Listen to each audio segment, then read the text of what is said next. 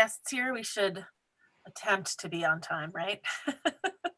Excellent. Well, welcome everyone to the Committee on Taxation. We'll begin with introductions. We'll start with Senator Pouliot. Good morning, State Senator Matt Pouliot. I represent Senate District 15, the towns of Augusta, China, Oakland, Sydney, and Vassalboro. Great. And Senator Libby's with us. Good morning, everyone. I'm Nate Libby. I represent all of the people of Lewiston in the Maine Senate. And Representative Bickford, I don't see him with us yet. Representative Carmichael. Good morning. I'm Representative Mickey Carmichael. I'm from District 137, which is Hancock, Washington, Penobscot counties, communities. Thank you. And I don't believe either Representative Collins or Gramlich are with us. So we will now Representative Hanley. Good morning. I'm Jeff Hanley. I represent District 87, which is Pittston, Allnowascasset, and Randolph. And Representative Kryzak. Thank you, Mr. Chair. I'm Ted Kryzak. I serve as House Lead, and I represent District 20, Acton, Lebanon, and part of Shapley. And Representative Matlack. Thank you, Mr. Chair. I am Ann Matlack. I represent House District 92, which includes the communities of Cushing, Thomaston, South Thomaston, St. George, Matinicus, Creehaven, and the Muscle Ridge Islands. And Representative Perry. Good morning. I'm Joe Perry. I represent part of Bangor and part of Orono in the main house. Representative Sachs. Good morning. My name is Melanie Sachs. I'm proud to represent House District 48, which is Freeport and part of Pownell. And Representative Terry. Good morning. I'm Mo Terry. I represent District 26, which is the west part of Gorham, and I serve as House Chair. Welcome. And welcome everyone. I'm Senator Ben Chipman. I represent Senate District 27, which is part of the city of Portland, serve as Senate Chair of the committee. Also with us today, we have Avery Page, who's our committee clerk, and Julie Jones, who's our committee analyst. We have a confirmation hearing today. This is the public hearing of the Joint Standing Committee on Taxation for the purpose of considering the nomination by the governor of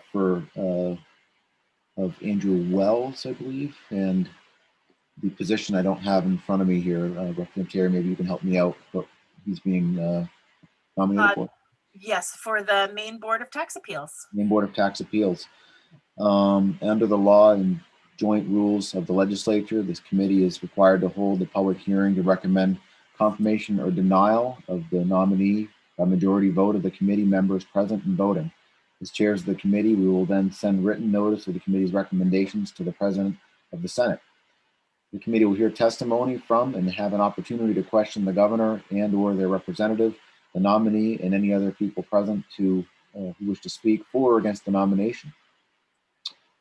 So pursuant to Title III, Section 157 of the Maine statutes, which require that there be an affirmative motion to recommend confirmation of the nominee, the chair recognizes Representative Terry for the purpose of making such a motion. I would like to make a motion that we conduct this public hearing. To public confirmation, sorry. I second. So you move that we, the Joint Standing Committee on Taxation, recommend confirmation of Andrew Wells for the position of Maine Board of Tax Appeals? I believe we hear from them first, yes? Okay, but we have to put the motion out first, as this is the process. Anyway, we'll take that as the motion. So we'll follow in the process here. The chair will now recognize a representative of the governor's office for the purpose of making a statement concerning the nomination. Is there someone here from the governor's office? Great. So we'll now recognize Melissa O'Neill Lowe for the purpose of making a statement regarding the governor's nomination.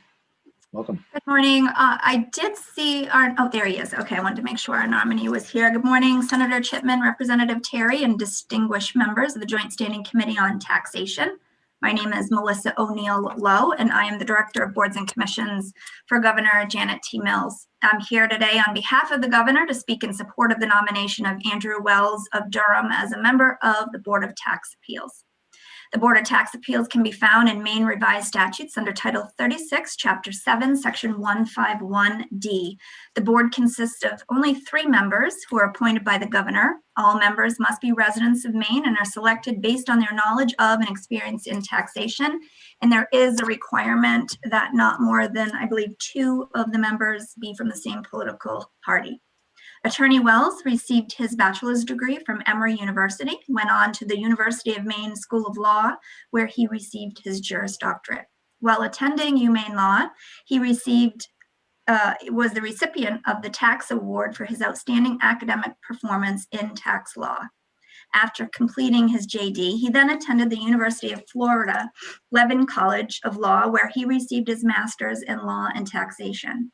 Since then, Mr. Wells has worked across Southern Maine in both the legal and financial fields. He has worked as a tax associate for Mac Page, an independent legal contractor, and as the chief financial officer for Brown Dog Inn LLC. Attorney Wells is currently an associate at the Portland law firm of Bernstein, Shore, Sawyer, Nelson, where he practices tax law. It is because of Attorney Wells' breadth of experience in tax law that on behalf of Governor Mills, I would ask that you support the appointment and nomination of Andrew Wells of Durham to the Board of Tax Appeals. I'd be happy to answer any questions that any of you might have this morning. Thank you. Any questions from members of the committee for Ms. O'Neill Lowe? Don't see any questions. Thank you.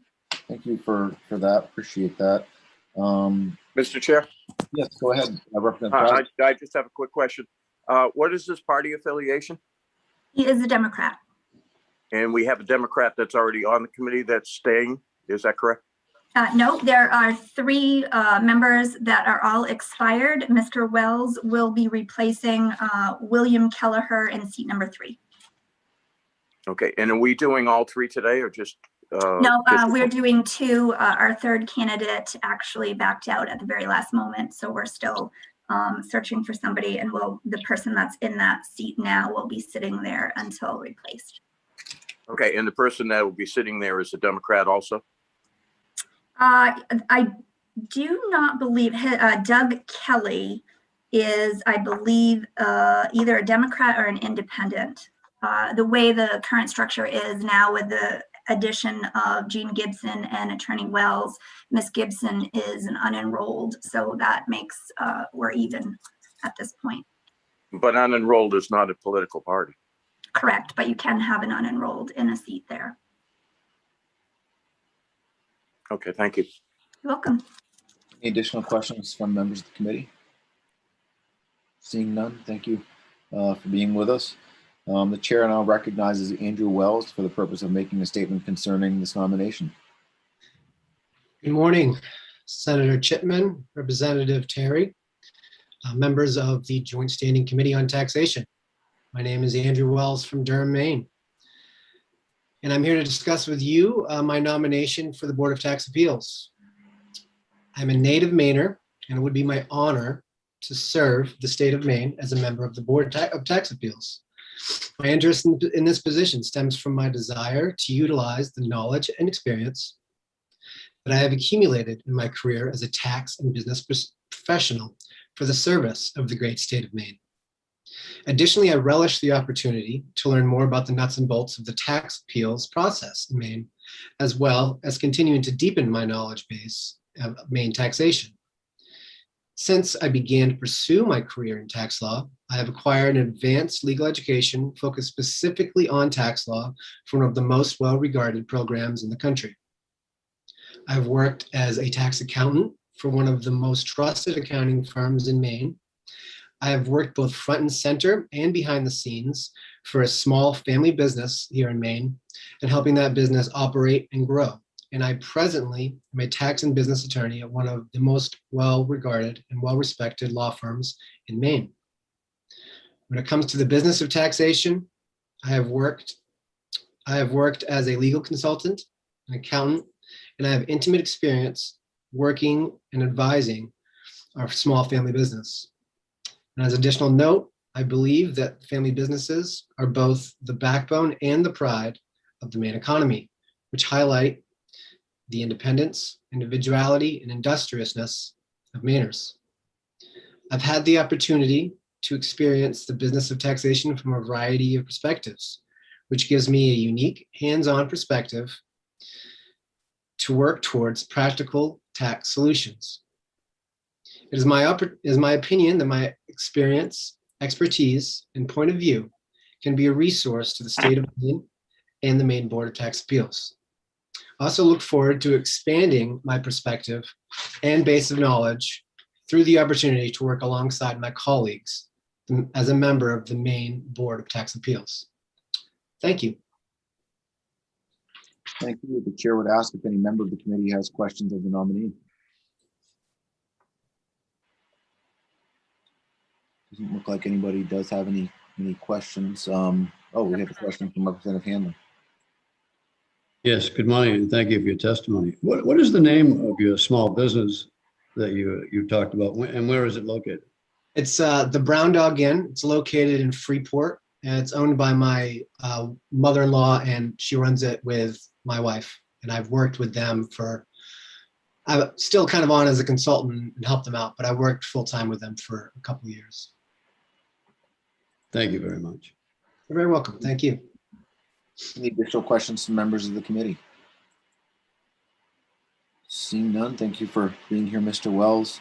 The chair will now take comments from persons attending the hearing who wish to speak for or against the nomination. Anyone who has a written statement but does not wish to speak should have submitted a statement with the committee clerk prior to today's hearing. All such statements shall contain the name and residence of the person who prepared the statement. A copy of the written statement presented to the committee at this hearing will be made available to the nominee prior to today's vote. Those who wish to speak in person should observe the following. Please sign in. Well, we're not in person at the State House, but please speak to us on this platform through Zoom. Only comments concerning the suitability of the particular nominee shall be considered. So we'll now like to recognize anyone else who'd like to speak regarding this nomination. Is there anybody else with us who would like to do that? Doesn't look like we have anybody else here to speak. So all public comments having been taken, the committee will now proceed as follows. Review any written comments anybody has and vote on the nomination. Hearing of the Joint Standing Committee for the nomination of Andrew Wells of Durham for the appointment of member of the Maine Board of Tax Appeals is now closed. In accordance with the law, the committee may not take the vote for the nomination sooner than 15 minutes after the close of the public hearing unless all committee members who are present agree. At this time, therefore, the chair would inquire whether any member present objects to the proceeding to take the vote immediately. Is there any objection to taking the vote immediately? Seeing none, the pending question before the committee is that the Joint Standing Committee on Taxation recommend to the Senate of the 130th Maine Legislature that the nomination of Andrew Wells for the appointment of Maine Board of Tax Appeals be confirmed.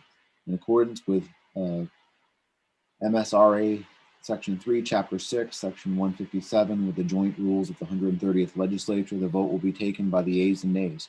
The vote of yes will be in favor of recommending the confirmation. The vote of no will be against the motion to recommend the confirmation. Is the committee ready for the question? The clerk will call the roll. Senator Chipman, Yes. Senator Libby, Yes. Senator Pouliot, Yes. Representative Terry, Yes. Representative Collings, don't think he's with us. Representative Gramlich, don't think she's with us. Representative Matlack, Yes. Representative Perry, Yes. Representative Sachs, Yes. Representative Kryzak, Yes. Representative Bickford, not here. Representative Hanley, Yes.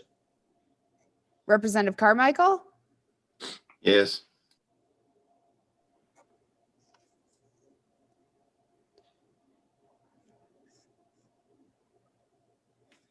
okay, I think we're all set.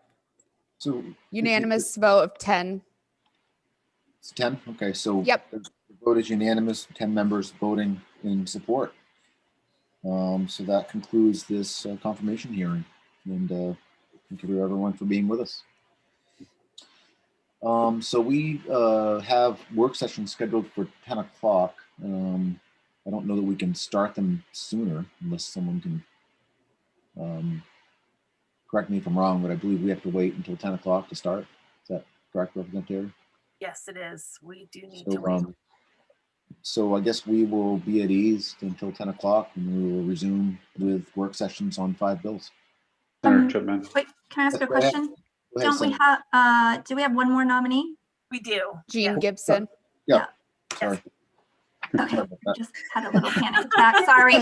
Just bear with me. We don't normally have a lot of confirmation hearings in this. Okay. Sorry. First one we've had this year, and I don't Thank think you. we had any last year. But all right, so great. So now we will hear from representative of the governor's office regarding the nominee of Jean Gibson, also for the Maine Board of Tax Appeals. The chair now recognizes Melissa O'Neill Lowe.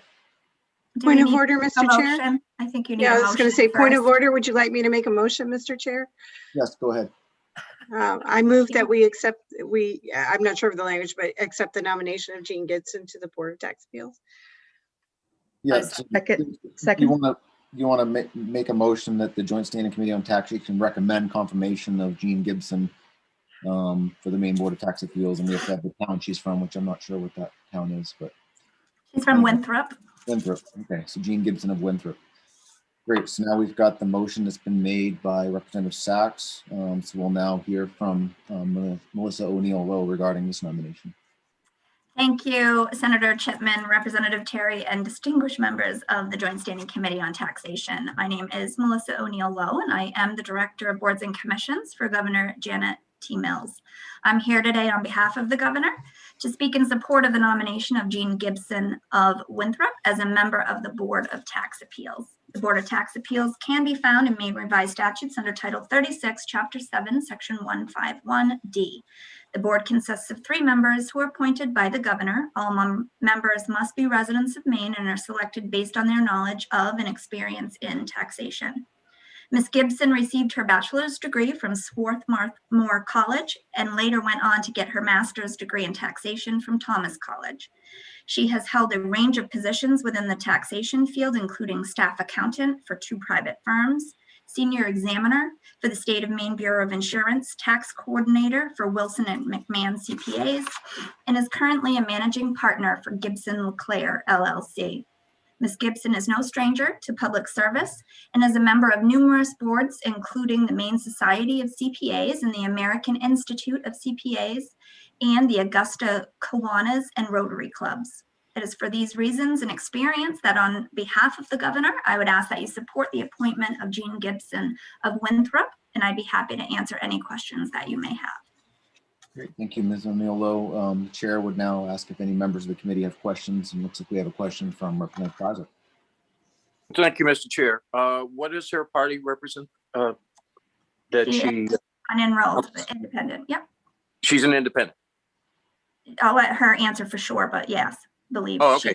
she's Thank you. unenrolled. Yep. Okay. Are there any additional questions from members of the committee? Seeing none, thank you for that statement, Ms. O'Neill Lowe. So the chair now recognizes Jean Gibson of Winthrop for the purpose of making a statement concerning the nomination.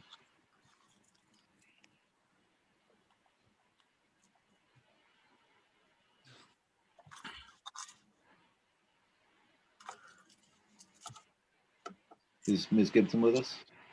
I see her name. Jean, can you hear us?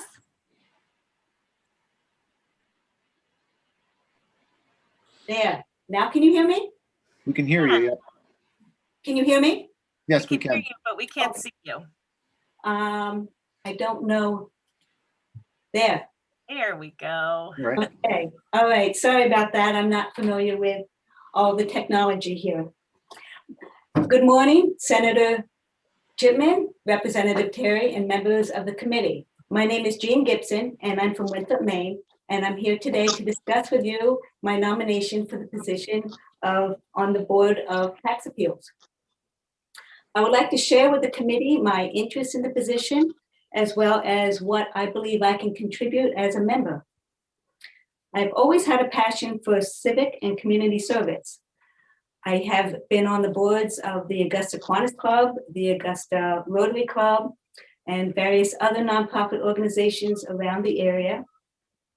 I was also elected to several positions with the town of Monhegan Plantation, serving them for many years when I lived out on the island.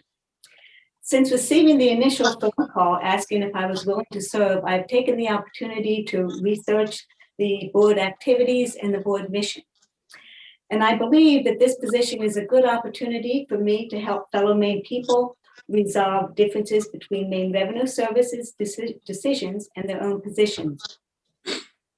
Whether the result is pro or con, closure on the issue is very important, including either educating the taxpayer or by revising an approach by Maine Revenue Service. What can I bring to the board? I bring my experience as a CPA, practicing taxation for over 30 years in the capital area. This gives me the ability to interpret tax law and to translate the results into everyday tax language. I bring my education in tax law through achieving my master's degree in taxation, and I bring an ability to analyze both mathematically and factually. I'm a compassionate person, and I respect tax law. I thank you for this opportunity, and if you have any questions, I would be certainly willing to answer them, and happy spring. Great, thank you, Ms. Gibson. The chair would ask if any members of the committee have any questions of the nominee.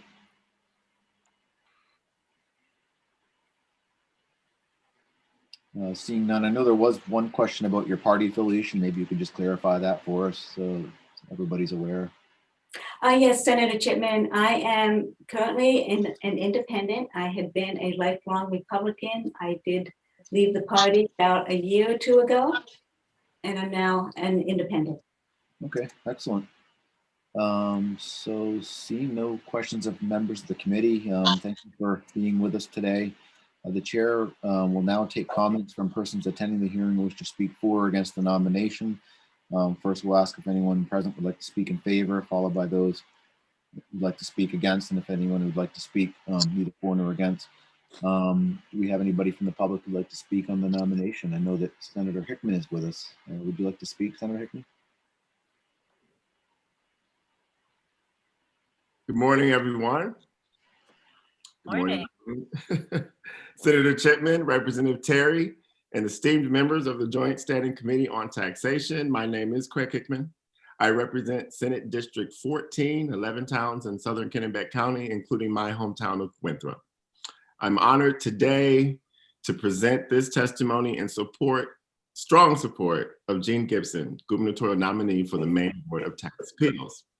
Jean is actually my next door neighbor and my friend. And for as long as I have known her, she has been a partner in the firm of Gibson LeClaire Certified Public Accountants in Augusta. She is also the proud mother of Alex, a Winthrop volunteer firefighter and all-around good person, just like his mother. You know, when I was in the House for 4 terms, Jean would always be the one who would ask me when tax conformity was happening. It just let me know how dedicated she was to all of her clients to make sure that she could give them the best possible service. And so I'm certain that she will bring her professionalism and her keen thought and her jurisprudence to the board for the overall betterment of the people of the state. Please vote to recommend my neighbor and friend, Jean Gibson, for confirmation to the Maine Board of Tax Appeals. And I'm happy to answer any questions you may have. Great, thank you, Senator Hickman. Anybody have any questions for Senator Hickman? Seeing none, thank you for being with us. Is there anyone else who would like to speak in favor of the nomination? Seeing none. Senator Chipman. Yep, go ahead, Senator Pouliot. So I wasn't planning to say anything, but I would be remiss. Jean has been really a tremendous upstanding member of our community for a long time, and I'm thrilled that the governor has selected her to be a member of the Board of Tax Appeals for a short period of time. I was a client of her firm, and it was no fault of their firm that I'm not a client anymore. They did a fantastic job, as always, and they've always done a great job, and I've always heard good reviews from their clients. So I just wanted to mention that and more or less just say hello to Jean here today. So I'm looking forward to supporting this nomination. Great. Thank you, Senator Pouliot. Anyone else who'd like to speak in support of the nomination? Seeing none, is there anyone who would like to speak in opposition to the nomination? Seeing none, is there anyone who wishes to speak on the nomination? Seeing none, all public comments having been taken, the committee will now proceed as follows. We will now vote on the nomination and notify the President of the Senate pursuant to Title III MSRA Section 157 of the Joint Rules. The vote must be taken within 35 days of the nomination. The hearing of the Joint Standing Committee on Taxation for Jean Gibson of Winthrop for the position of Maine Board of Tax Appeals is now closed. In accordance with the law, the committee may not vote on the nomination sooner than 15 minutes after the close of the public hearing unless all committee members who are present agree. This time, the chair would inquire as to whether any members present object to proceeding to take the vote immediately. Is there any objection? Seeing none, the pending question before the committee is that the Joint Standing Committee on Taxation recommend to the Senate of the 130th Maine Legislature that the nominee of Jean Gibson of Winthrop for the position of Maine Board of Tax Appeals in accordance with MSRA Chapter 6, Section 157, with the joint rules of the 130th Maine Legislature, the vote will be taken by the yeas and nays. The vote of yes will be in favor of recommending the nomination. The vote of no will be against the motion to recommend confirmation. Is the committee ready for the question? The clerk will call the roll. Senator Chipman, Yes. Senator Libby, Yes. Senator Pouliot, Yes. Representative Terry, Yes. Representative Collings, absent. Representative Matlack, Yes. Representative Perry, Yes. Representative Socks, Yes. Representative Kryzak, Yes. Representative Bickford, Representative Hanley, Yes. Representative Carmichael. Yes.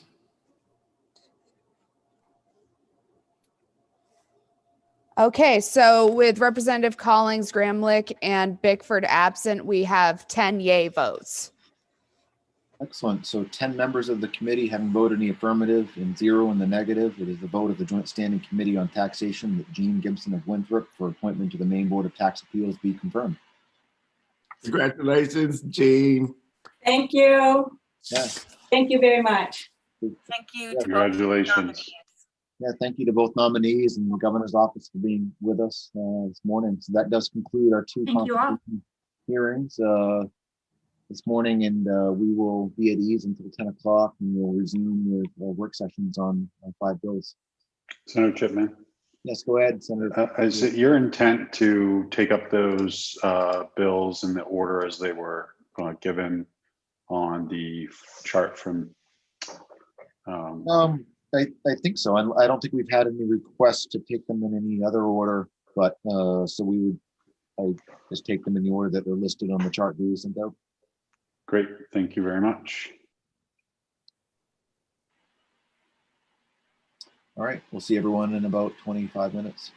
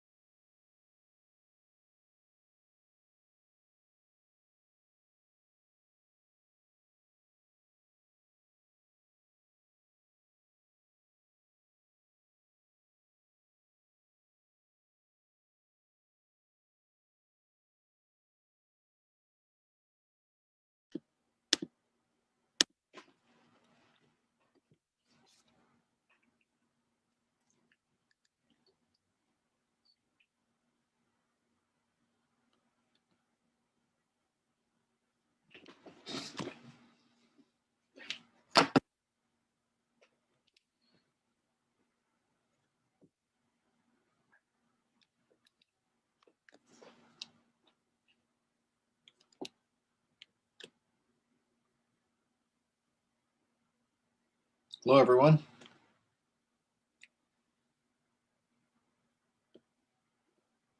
So it looks like we have quorum to start back up for the work sessions. So why don't we get started with the Committee on Taxation? We're having work sessions today on 5 bills.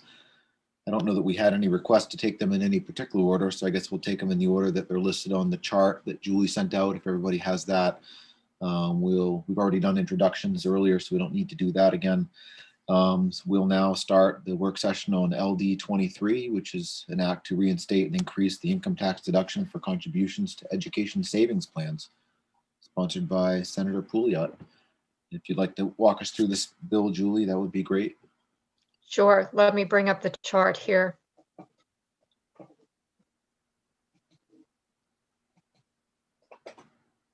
Okay, everybody got the chart okay? Yeah, we can see it. Okay, great. LD 23 is Senator Pouliot's bill, an act to reinstate and increase the income tax deduction for contributions to education savings plans. Maine used to have in the statutes a deduction for a contribution up to a maximum of $250 to college savings plans, what are sometimes referred to as Section 529 education savings plans. This was in effect from 2007 to 2015. It was repealed, as part of a larger tax change bill that changed a lot of tax provisions.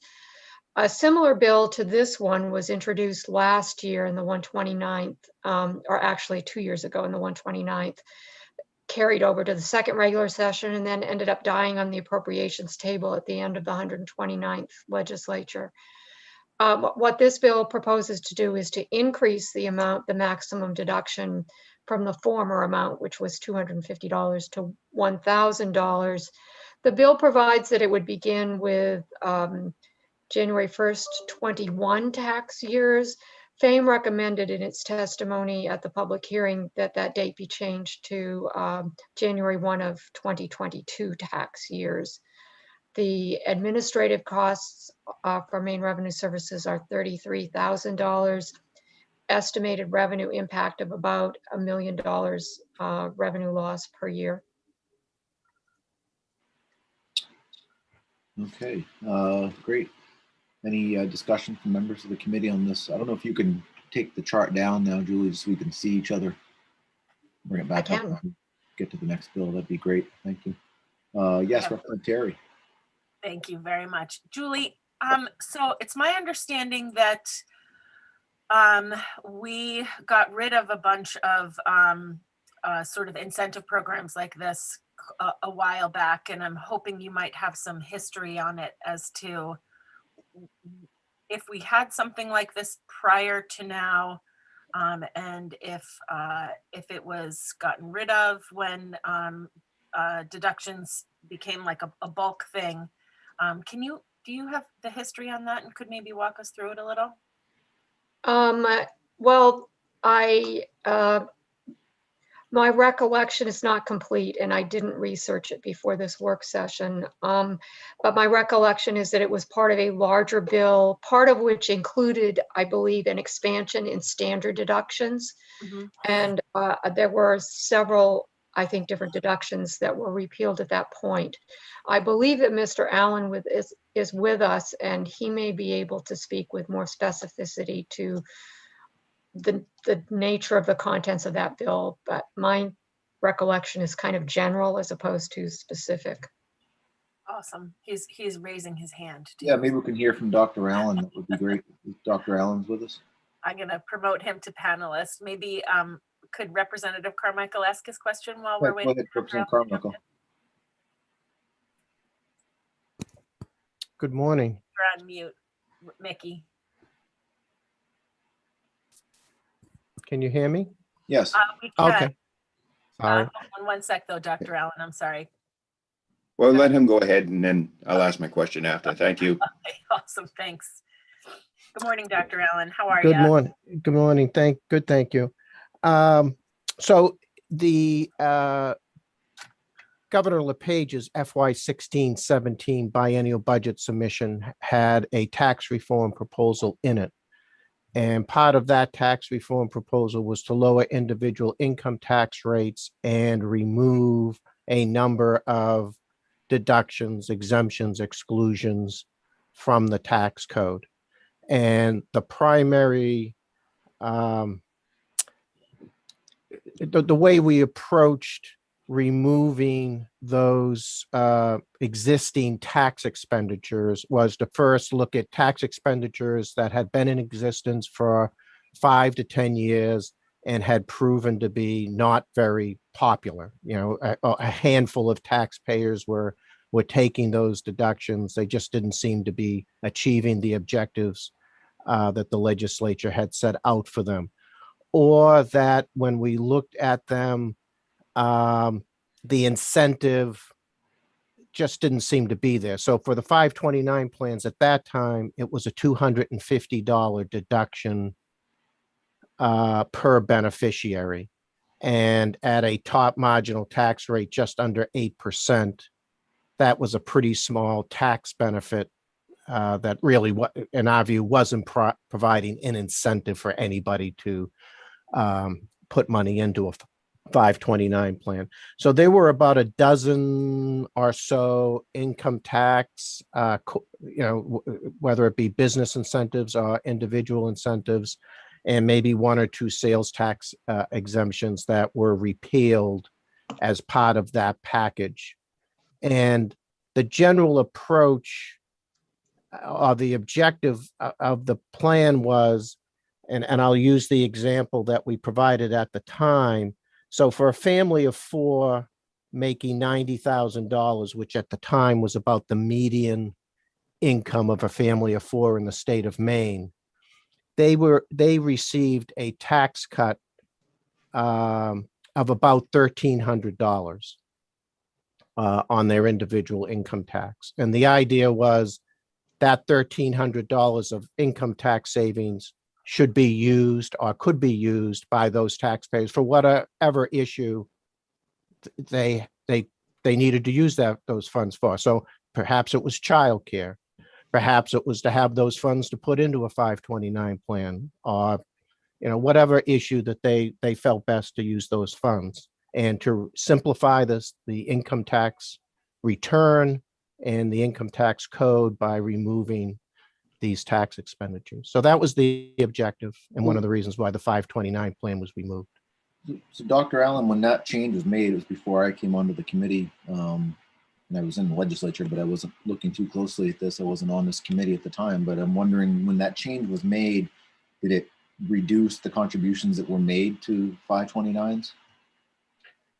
Well, I think FAME has provided Julie and the committee with a response to that. And I think maybe they're best if they're here to answer that. But I think they've stated publicly that they haven't seen any significant changes in people with 529 plans since that $250 deduction was repealed. It was effective with the 2016 tax year. Yeah, so we've had a few 4 or 5 years now to see if it's made any change, and if the change sounds like it hasn't gone down as a result of losing the deduction. So I guess I'm wondering, if we did pass this bill, whether it would actually have any benefit. Senator Pouliot. Sure, thanks. Just a couple of things. First, we can't really document, how many deductions might have happened, or occurred, or extra contributions might have occurred if this was in place.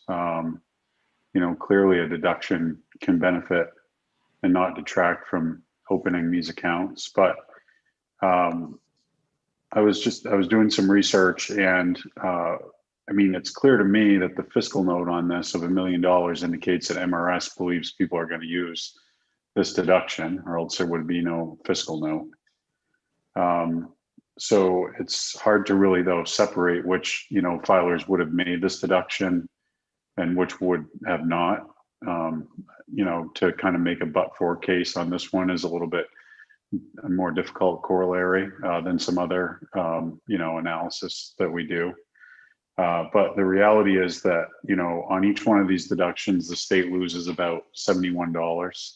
And for that $71 investment, we get someone to contribute $1,000 to saving for a child's education, which reduces significantly, depending on when they made that contribution, that person's need to borrow funds and start life in debt. So I think when we're looking at ROI, this one's huge. And I don't think that any of us could ever say for definitively how many people are going to use this because of the deduction and how many aren't. But most financial planning involves sitting down with people and looking at the state's tax structure and where people are at in their own financial journey and making advice based on those real facts. And I think having a deduction on place gives a point in the conversation that the financial planner can say, hey, Maine's got this deduction for if you make a contribution to, college savings, you ought to consider doing that. And whereas right now we don't have that. So, I think that the goals of what was going on at the time historically when this was removed were good to try to reduce our income tax rate overall, but and that was done some. But the fact of the matter is, Maine still has an income tax, and I'm not suggesting it be eliminated at this time. And if we have some tools to help people with saving for future education costs, which are going to continue to rise, I think we ought to be using them. Representative Carmichael, did you still have a question? Yeah, well, a couple of quick ones. And I may have just missed Julie stating it, but did we end up amending, or was the startup date ended up being amended? Because the FAME recommended changing it to 22. Yeah, that's what they recommended. Wasn't aware whether they recommended that in the public hearing, I believe, but we haven't taken up this bill yet, so there's been nothing done to change it at this point. Okay. We have questions from Representative Terry and Representative Matlock. Representative Matlock had her hand up first. Okay. Could you tell me whether we still have the same administrator of this program? We generally hire an outside firm to administer the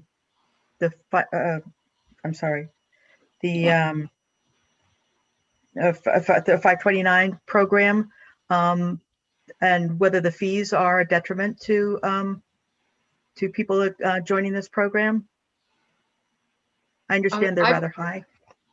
Sorry, I believe you have Bill Norbert in your attendee list, who is the representative from FAME, which is involved in the administration. So I think he would be the best person to answer these questions. I just promoted him to panelist to be able to answer in just a sec. Welcome, Mr. Norbert. Hi, thank you so much, Senator Chipman and distinguished members of the committee. Bill Norbert with FAME. Representative Matlack, in answer to your question, yes, FAME partners and has since the program started with Merrill Lynch, Pierce, Fenner. They are the program administrator, and we do that through a contract, which is periodically reviewed. We're actually reviewing it currently, and I want to say that it's a very popular program. I mentioned it's the 6th or 7th largest in the nation. And we think that's because of Merrill Lynch's huge footprint in the nation, and it's sold in every state. They have brokers who do that.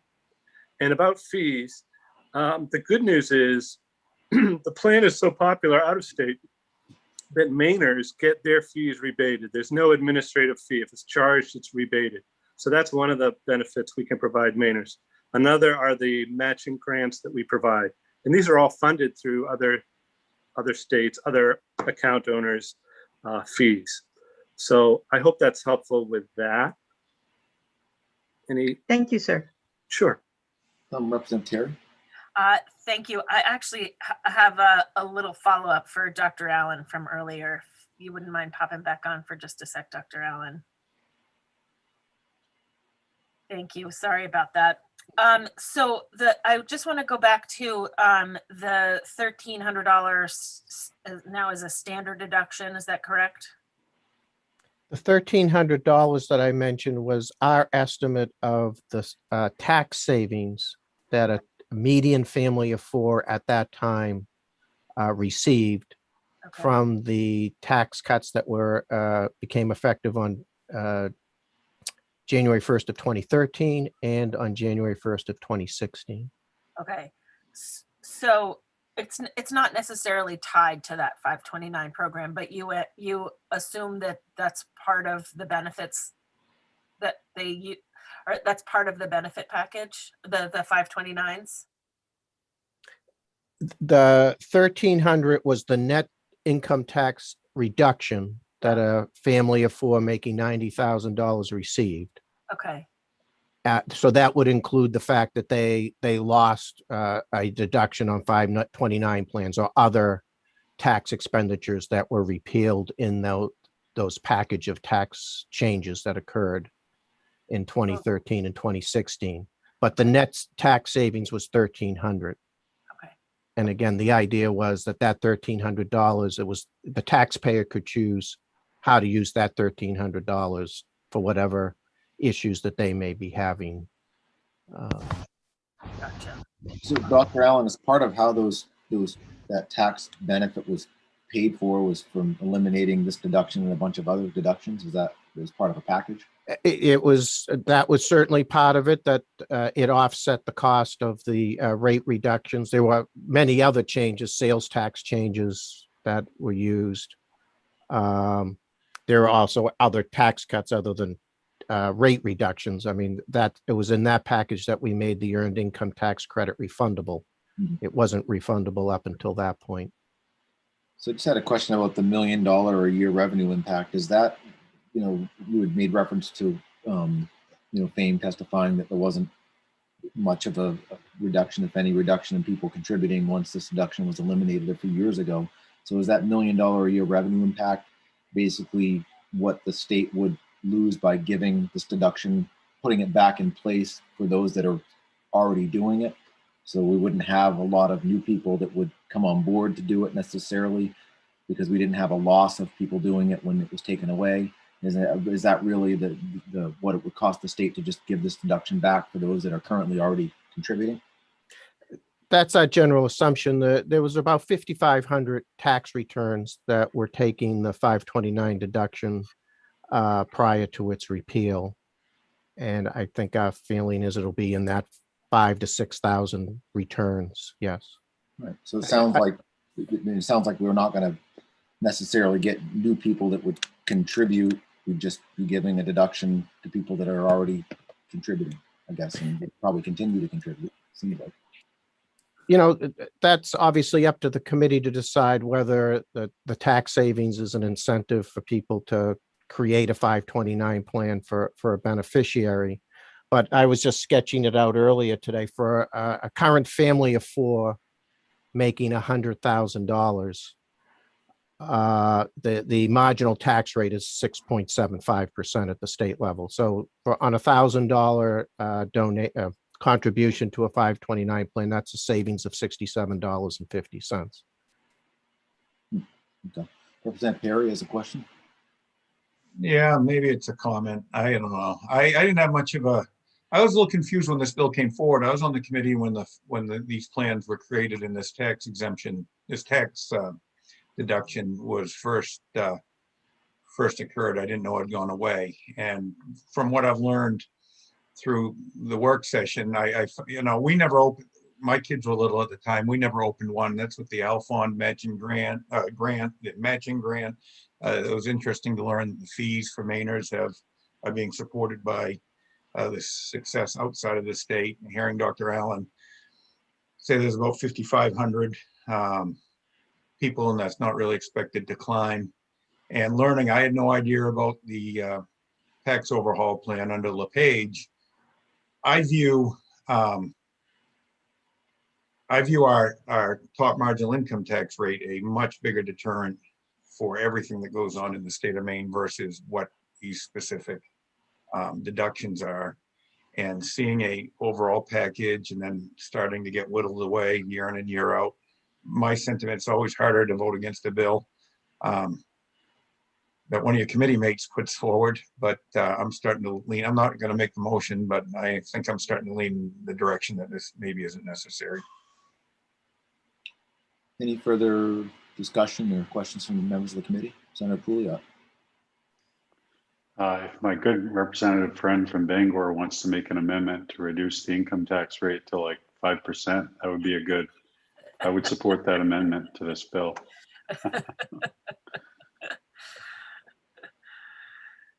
Any additional questions or comments? Members of the committee. Anybody like to make a motion of some sort? Mr. Chair. Senator Pouliot. I would make a motion of ought to pass as amended with the fiscal note. I'll second it. I'll second it. Are we adding the FAME recommendation to change it to 22 tax year? I think that's a good idea to avoid the appropriations table. It won't avoid the appropriations table. I just want to let you know that. At least the impact on this fiscal year. We have a Yes. motion by Senator Pouliot ought to pass as amended with the fiscal note changing the application date to January 1st, 2022, seconded by Representative Kryzak. Any further committee discussion? Representative Terry. Yes, I think I'm going to have to oppose the motion. And I'll just say the only, I mean, I think that 529s are pretty great. I do think that we will not see much benefit to it, unfortunately. And for the cost, it sounds to me like on my, napkin scratching here, it sounds to me like with the cost that MRS will have to tag onto it, we stand to have the administrative part of it cost more than what the revenue impact would be. So I'm gonna have to oppose it. I apologize. Sorry, Matt. Any further committee discussion? Seeing Could none. I ask who the second was before you Who was vote? I'm that? sorry to Representative interrupt. Representative Kryzak was the second. Thank you. Doesn't look like we have any other committee discussion. We have a motion on the table. All those in favor of the motion, please signify.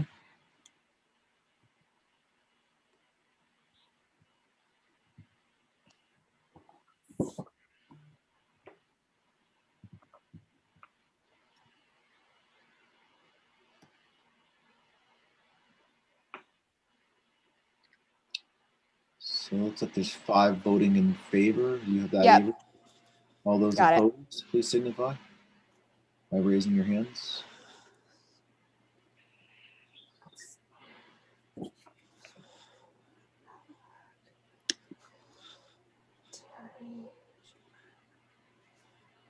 Okay, just so I get this right, for those opposed to the motion, I have Senator Chipman, Representative Terry, Representative Matlack, Representative Perry, Representative Socks. Did Representative Collings, did you vote against or for the motion? I voted for. Okay. Got it. So looks like the motion does carry or doesn't carry. Can you give us the total? Those in favor? For those supporting the motion of ought to pass as amended, I have Senator Pouliot, Representative Collings, Representative Kryzak, Representative Bickford, Representative Hanley, and Representative Carmichael for 6 votes. 6 for and 1, 2, 3, 4, 5 against. Okay, so the motion carries for the time being. There's still a couple of members that can vote. within 2 days, I guess. So that concludes the work session of LD 23. And now Just to make sure, oh, sorry, just to make sure I understand the 5 that voted no or ought not to pass? Yes, okay, thank you. Okay. So now going to work session LD 80. This is an act to provide critical communication for family farms, businesses, and residences by strategic public investment in high-speed internet and broadband infrastructure. Sponsored by Representative McCray.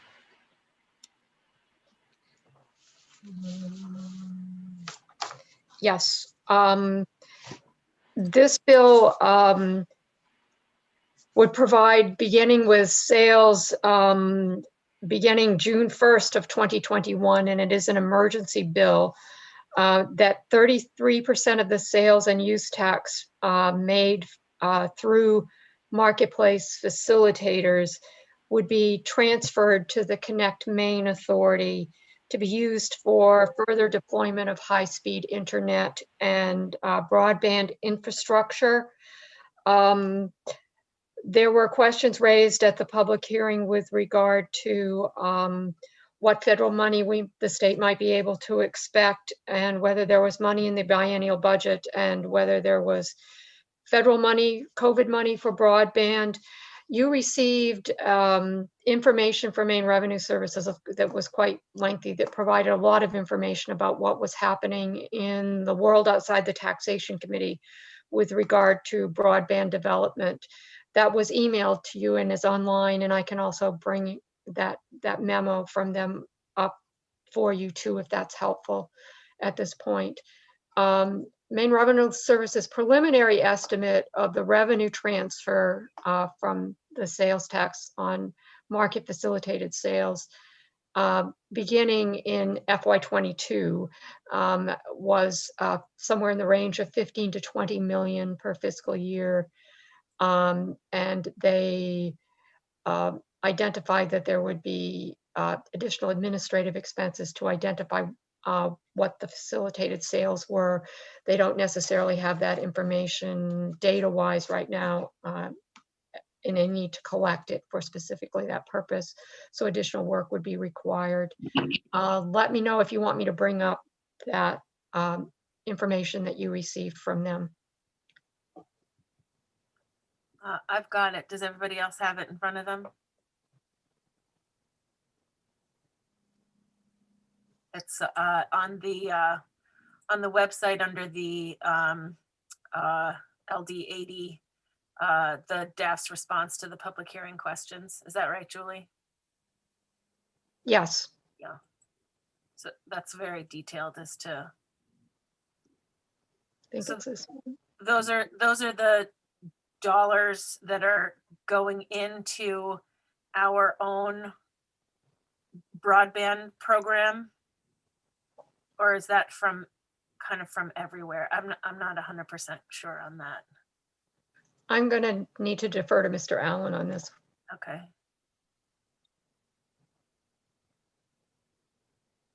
There's a lot of information that goes on for a long time. I'll be honest with you. We facilitated providing that data to the committee. I'm not able to explain the information that's on there. Hopefully somebody from Connect Me Maine is available to explain that sheet. But well, and I wonder, and maybe Dr. Allen, you can answer this, or maybe Julie too. What are, so this was from February. We got this on February 18th. And of course, about 1,025 things have happened since February 18th and is still moving. Everything's still moving, and we're not 100% sure of what's going to happen. So if there is somebody from Connect Me that has some sort of other information, insider information, is that allowed? I would love to hear. It looks like Peggy Schaefer's here. She might be able to tell us. I just promoted her and Rhett McCray. Thank you very much, Avery. Maybe we can hear from Ms. Schaefer, and then we have a question from Senator Pouliot. Yeah. Welcome, Peggy. Good morning. So the, if I remember correctly, the sheet that we sent over to Maine Revenue Services, which they sent on to you, is in fact national funding. So it's funding that's available on a national level. So those are not funds that are coming specifically to Maine, but it is the funding that was in the, I believe, December package and maybe some of the previous packages for broadband. So the funding that we would have to be competitive for would be the 300 million NTIA rural infrastructure projects. That funding, probably they will be announcing that maybe April, probably more like May, and that will be a competitive fund that is 300 million nationwide, which quite frankly is not a lot of money nationwide. I think if they gave it out on a per state level, it'd be about $6 million per state. The tribes would be eligible for the tribal money, which is, I believe, about $1 billion here. Some of these other programs are specific, the FCC programs, excuse me, are specific to specific things like telehealth. Usually the telehealth programs do not in fact cover last mile or connections to people's houses. And so that section really doesn't fund per se what we're looking at in terms of last mile. The USDA Reconnect program does fund last mile. Maine has not traditionally been that competitive in that program because it depends heavily on large farms, of which we don't have a lot of in Maine. USDA makes the definition of what a farm is, and many of our farms do not qualify anymore. And then the Department of Education money, that money all flows through the Department of Education and through local school districts. So it really depends on communities working with those school districts to see if any of those funds can be used for connectivity. There's lots of other demands on those funds, new ventilation systems, et cetera. So that's sort of that piece. I believe there may be more in there. This last package that passed now 2 weeks ago does contain potential for significant funding for broadband, right? So that Senator King and Senator Warner got money stuck in there through Treasury for capital infrastructure projects that meet the education, workforce, and healthcare demands of the coronavirus. Those funds, Treasury is currently determining what exactly a capital project is. We obviously are putting a significant pressure on them to make sure that that is only broadband. That is a formulaic process, but Maine would get somewhere between $100 and $120 million. Additionally, the funds that are available for counties and municipalities, the Senate also added the word broadband and other capital infrastructure projects into those pieces. And that is a significant amount of money that towns and counties are getting. So that is up to the towns and the counties to determine how to spend that one-time money, but broadband is an acceptable use of that funds. And, you know, we're talking with with broadband committees about how to work with their select people and their county commissioners to see if any of that funding can be moved over to be part of what we call the capital stack in terms of building out broadband to areas. So there is significant funding, potential funding for broadband in this last, in the American Rescue Plan. Will that include last mile Yes. funding? Yeah, okay. Well, you know, I want to be really clear here. The language was very loose, right? But it wasn't very, because of the way the Senate works, they couldn't put in a lot of stuff. So Treasury really has to decide how they are going to use these funds for capital projects. And they have to decide that broadband is in fact a capital project that they're going to fund.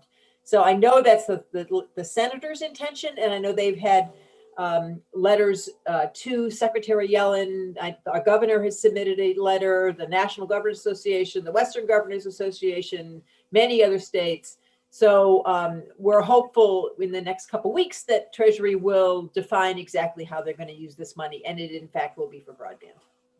We of course think it only can be used for broadband. So obviously, Peggy, it sounds like you're saying there's very like little money available currently in terms of what it would cost to implement broadband, but a lot of potential money available. We just don't know yet how that's going to work out. Right, right. So we currently are working through our first sort of big chunk of money that Connect Maine's ever gotten since 2006, which is the $15 million bond that was passed last summer. We have what we call them rounds, an infrastructure round open now that will close in April. We anticipate, it's quite scary, that we're going to get something in the neighborhood of 50 or more applications. Normally we get about 10, right? So 50 is a lot. And so there will be significant competition for that funding. We're doing it in two chunks, about half in the first and about half in the second, so we can make sure people have time to get ready for the second round. It also provides us, if this federal money comes in, it also provides us the opportunity to match that money or to build on that. Those projects can be bigger. So. Okay. We have a couple questions from Representative Terry and Representative Sachs. Go ahead, Representative Terry. Thank you, Mr. Chairman. Thank you, Ms. Schaefer, for being here today. These are exciting times in your field of work, and thank you for what you're doing. I think this past year has illustrated this beyond the kids who can't get schooling, but an opportunity to, I think, really revitalize all rural Maine with high wage earners. So I'm excited to see how this goes forward.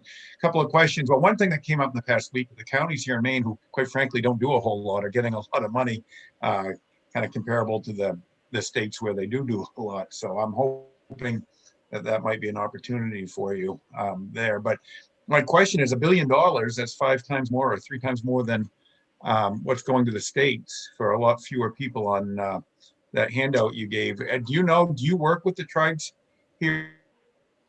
So there's a lot of tribes across the country. If they're accessing this money? Yeah, we do. We are working with the tribes. We're working Axiom. Both Axiom and Pioneer are working with Indian Township, which is particularly badly served because where they are right up there. Actually, Axiom has been working with them for over a year, right? They've tried EDA funding, and so this is a significant opportunity for them. Maine Community Foundation has jumped in along with the Maine Philanthropy. So there is lots of work being done on trying to figure out how to connect up Indian Township, and the Indian Island, actually the three-ring binder actually gets to Indian Island, so they have good access to middle mile, but they probably do need last mile. Thank you. Representative Sachs. Thank you for being here, Ms. Schaefer. Appreciate your time this morning, as well as Representative McCrae. I just wanted to also just clarify in the memo that was sent to us that it looks like your ongoing funding is the 1.7 million from the 10% surcharge. Is that right? Is that what we have in our biennial budget? Yes. And is that what you use for operations and to do some small projects? Is that what that? Yeah, up until this year, we've used that to do everything, right? So, which is one of the reasons why our operational costs are pretty low, because we try to put out about half of that a year in community planning grants and infrastructure grants. That puts some significant restraints on what we can do operationally, right? So we have 2 staff, we don't have great maps. We're trying to fix some of that now, because with an influx of with bond money, we can use that to sort of replace our infrastructure funds. And so therefore we can maybe do some one-time investments in other things that we need to beef up sort of what we're capable of doing. This, I will have said, this does not happen without partnerships. We have significant partners across the state, both from nonprofit organizations like Island Institute and economic development organizations, as well as with our private sector internet service providers. Okay, thank you. So my understanding that the intent of this bill is to find some stable funding for ongoing projects and services, which, what I'm struggling with is the designation of that huge portion of the market facilitators out of the general fund, as you testified in your testimony, Ms. Schaefer, gives me pause. Because that particular revenue has been what stabilized our budget, as MRS has said repeatedly during this pandemic.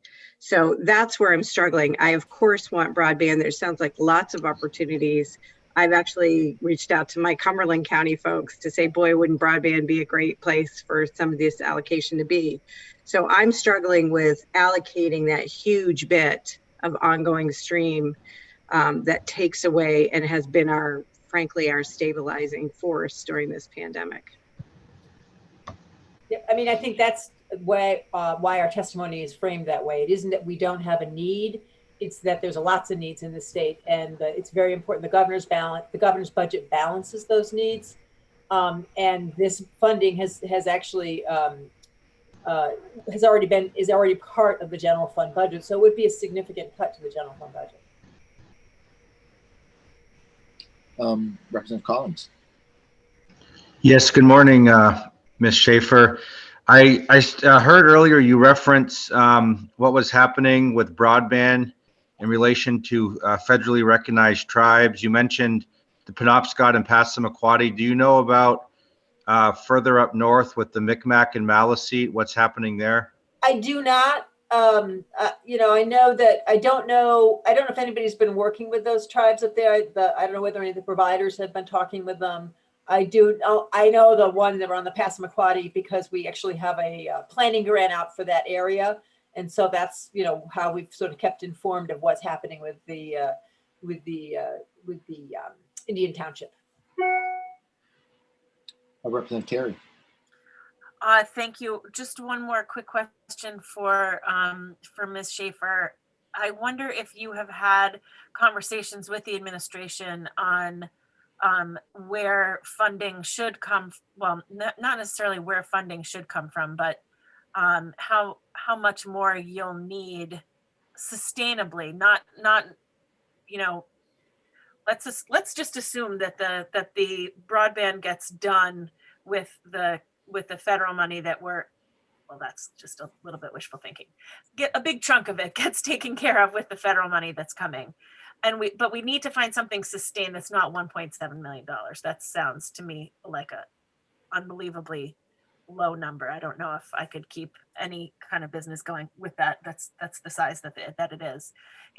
Are there discussions happening on making sure that our broadband funding is better going forward in a sustainable fashion that Connect Maine and the governor's office has been having? Yeah, there's two things in the actual budget.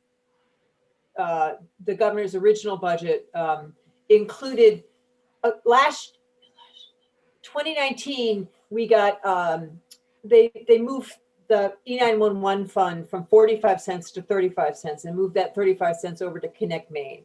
But when they did that, they put it sort of under our current statute, so it really only applied to landline.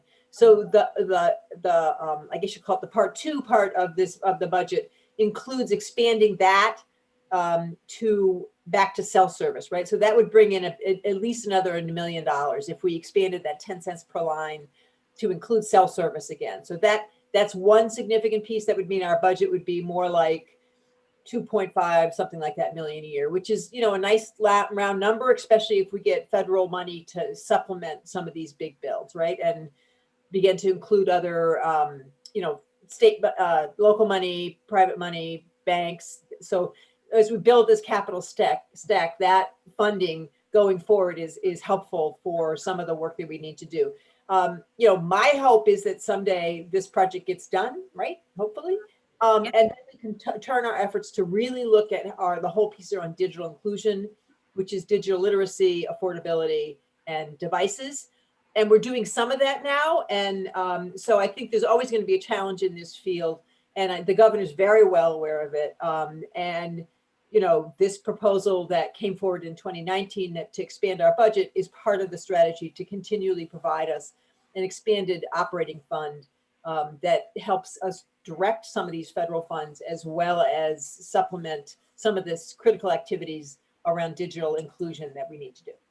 Okay, thank you. Thank you, Ms. Schaefer. Yeah, I mean, I guess I'd just like to say that, given all the different moving parts and things you outlined and potential money going forward in the future for broadband, I think this might be a good bill for us to carry over and see what happens between now and in the spring, and see if it's something that we'd want to do. That I would remind members, this is a bill that I believe passed unanimously in the House and the Senate last session, but died on the appropriations table.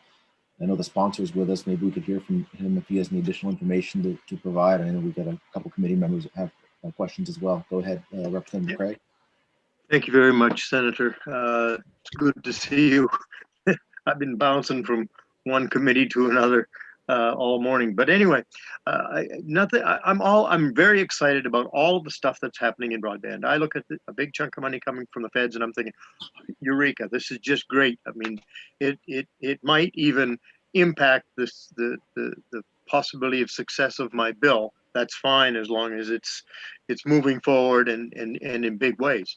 However, one of the things about this bill, and I like the sounds of perhaps carrying it over till we know more about what the feds are going to do.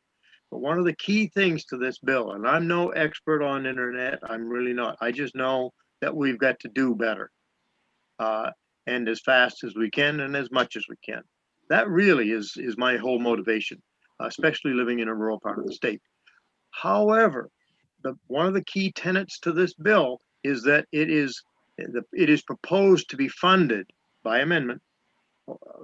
I don't know for sure. It was an amendment last time. Maybe it's part of the bill now. I can't remember which way we went on it. But anyway, it's proposed to take roughly a third of the sales tax on internet sales and dedicate it to the expansion of the internet, which is an interesting synergy. I've said this as I presented the bill, but it's an interesting synergy in that internet sales tax, improve the internet, more internet sales, more sales tax, and it seems to be an ongoing and expanding revenue source that would go on into the future. Not that a future legislature couldn't stop that, but I think while we still have the great need, even if the feds come in with a chunk of money over the next year or two, if this goes on into the future, we are going to have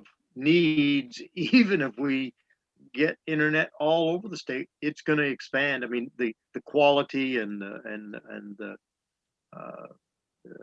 all of the things that will pass on once we all sort of get connected. So I guess I like the idea of it being carried over till we know more about what's going to happen from the feds. I'm fine with that, absolutely. I think that's advisable. I've been kind of promoting that anyway, and see what happens, and then make a decision later on, and maybe just send it on to approps and make our best case. Thank you, Representative McCray. Representative Sachs, you have a question? Representative Carmichael? No, I would just reiterate, for me, it doesn't, this funding mechanism is problematic to me, so I would not support it even carried over. I understand the synergy. In fact, I think it's quite elegant, Representative McCray, but it's simply not sustainable in this current form. So that would not be what I would prefer, although certainly can appreciate the reasons why. Representative Carmichael. Yes, thank you. I think anybody that's done Zoom meetings like we have lately would realize that we need to make an investment in this and to carry it better to our state. But I too have a problem with the way it's being funded, and I don't believe I could support that any more in the spring than I can right now. I'd like to see the investment, but not, I can't support this form of funding. Well, yeah, and to that point, I mean, we can always change the form of funding. We can do anything we want with the bill. I mean, I just think the idea of being able to take some action on broadband in the spring, depending on what happens between now and then, is a good option to have available for us. I'm not sure that we want to do anything significant right now because we don't know what's happening and how much money we're getting and what it's going to do for the state of Maine in the near future. And Ms. Schaefer kind of outlined all of those different, potential sources of funding that may or may not occur. We have several hands up. Representative Hanley, I think you were next.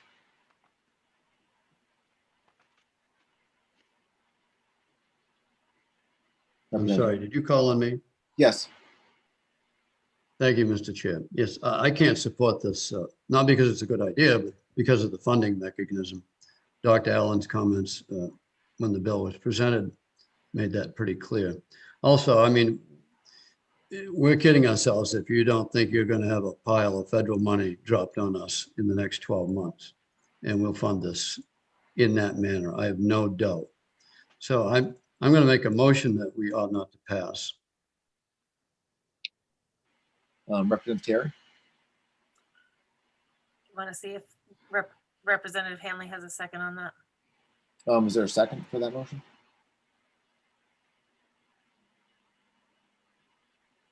Representative Carmichael. Representative Carmichael, you're seconding the motion? I am seconding. The second on the motion. So we'll continue committee discussion. Representative Terry. Yeah, so I guess I have a question for Representative McCray, and I apologize that my video is not up. It is not up because my internet connection is unstable. So this is actually for Representative McCray, but also in lieu of what Ms. Schaefer told us a little while ago about that, $1 million for sustainable funding is not great. $2 million is okay. We probably need a little bit more than that sustainably. 33% of the marketplace facilitator income that we're taking in, the revenue, is a lot of money. Can be a lot of money, and I hope it grows for sure, and I think that it will. But it did, again, as I think Representative Sachs or Representative Matlack was saying earlier, it has essentially saved us from this, from being in the dumps for during the pandemic. So I have a really hard time earmarking money specifically from what's going into the general fund, but also that 33% is quite substantial in my opinion, and thinking that it will get bigger. So my question is for Representative McCray, would you be more comfortable, or would you be comfortable with lowering that percentage? And again, I'm not saying that I'm 100% behind it anyway, but lowering that percentage to something that's more in line with what Ms. Schaefer was saying would be good to have for sustainable funding. I guess I didn't think I was going to have to think on my feet over something this. Sorry for that. That's okay. That's all right. It's my bill, and I should be able to be nimble. I would a lot rather. I guess my initial reaction to that question would be, I would rather see it decreased to an acceptable level and gain support for something going forward, okay, than have it die by a long ways, okay. I don't have to be an expert on this or be all that nimble or thinking on my feet to realize that get what you can get, it's better than nothing. So I guess if there was a number going forward that we all could agree upon, I mean, we all agree we got to do something with broadband. Everybody in the country knows that. So I think both sides of the aisle can agree with that. And if a third is so much that it's going to cause a severely divided report or a failed report, a failed motion or failed bill, of course I'd rather see that decreased to a level that we can get behind. If that would be, if that would bring people along to say, 33% was way too much, but I can live with 15 or whatever, because I am intent on. I've been at this. This is my third term, and I've had basically this bill in all 3 terms. And we had it across the finish line until we couldn't come back last year. I think. I'd like to think. So I guess if somebody cares to consider that, or perhaps table it until we've had some across the aisle discussions as to a good way to amend this so that we can all get something going forward. I think that would be where the smart money would be. That's the best I can do thinking on my feet. Thank you, Representative McRae. Yeah, I mean, I was just coming into this, meeting today thinking, we had some discussion early this morning, and I think like 10% would be a more reasonable number than 33% if I had to vote on it today, but I think I'd prefer to carry it over for the reasons we've discussed. We have more hands up from committee members. I think Representative Collins was next. Yes, thank you, Mr. Chairman. And I did just receive word back, at least from one of the tribes in Aroostook County, the Maliseet, that they're not having anyone work with them on broadband. So I do want to make sure all of our tribes and all, in addition to all rural communities, are receiving assistance. And I think there's a lot of unknowns. I don't think there's anything absolute. And just speaking from my past on other committees and a case sort of like this, I know it's usually a courtesy that we carry this over until we get all the information and know where we stand. I think it's wise to do that in the case that things don't go the way that we think they might, based on comments I've heard. I mean, everything is highly unpredictable at this point. And so I would like to discuss this more. I'd like to learn more, and I'd like this to at least be an option. And I don't think there's any harm in carrying it over. If things work out better than we thought, then we can dispose of this. But I think it would be common practice just to carry this over. And those are my comments. Thank you. Great, thank you for that, Representative Terry.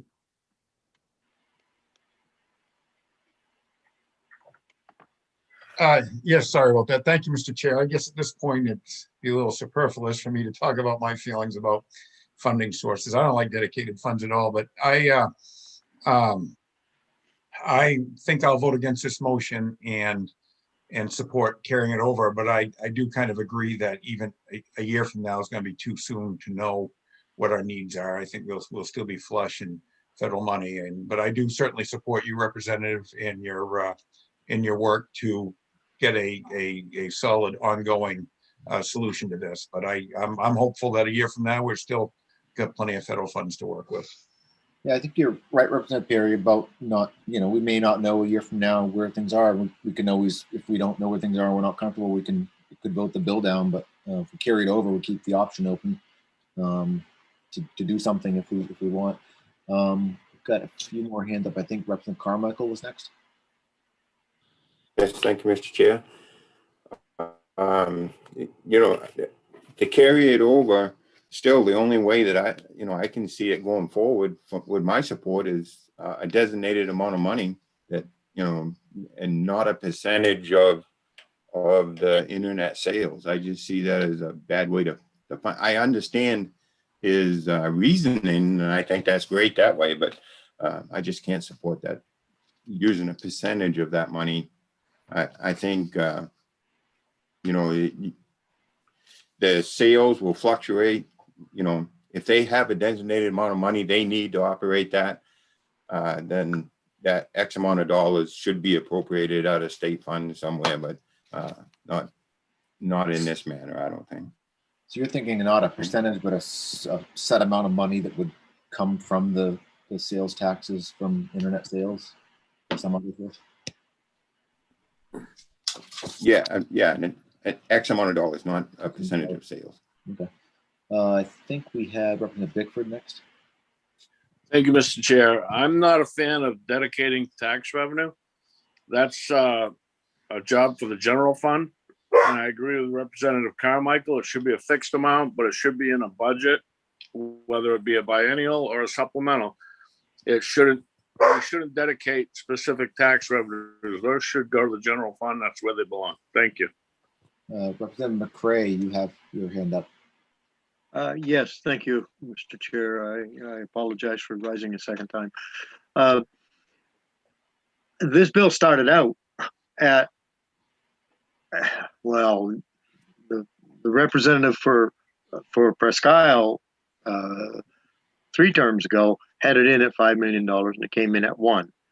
And when I came on board, I put it in. I can't remember if it was 1 or 5, but it was a set amount. And then the amendment that came on last term just seemed to be like, oh, having it being a percentage seemed to have a synergy.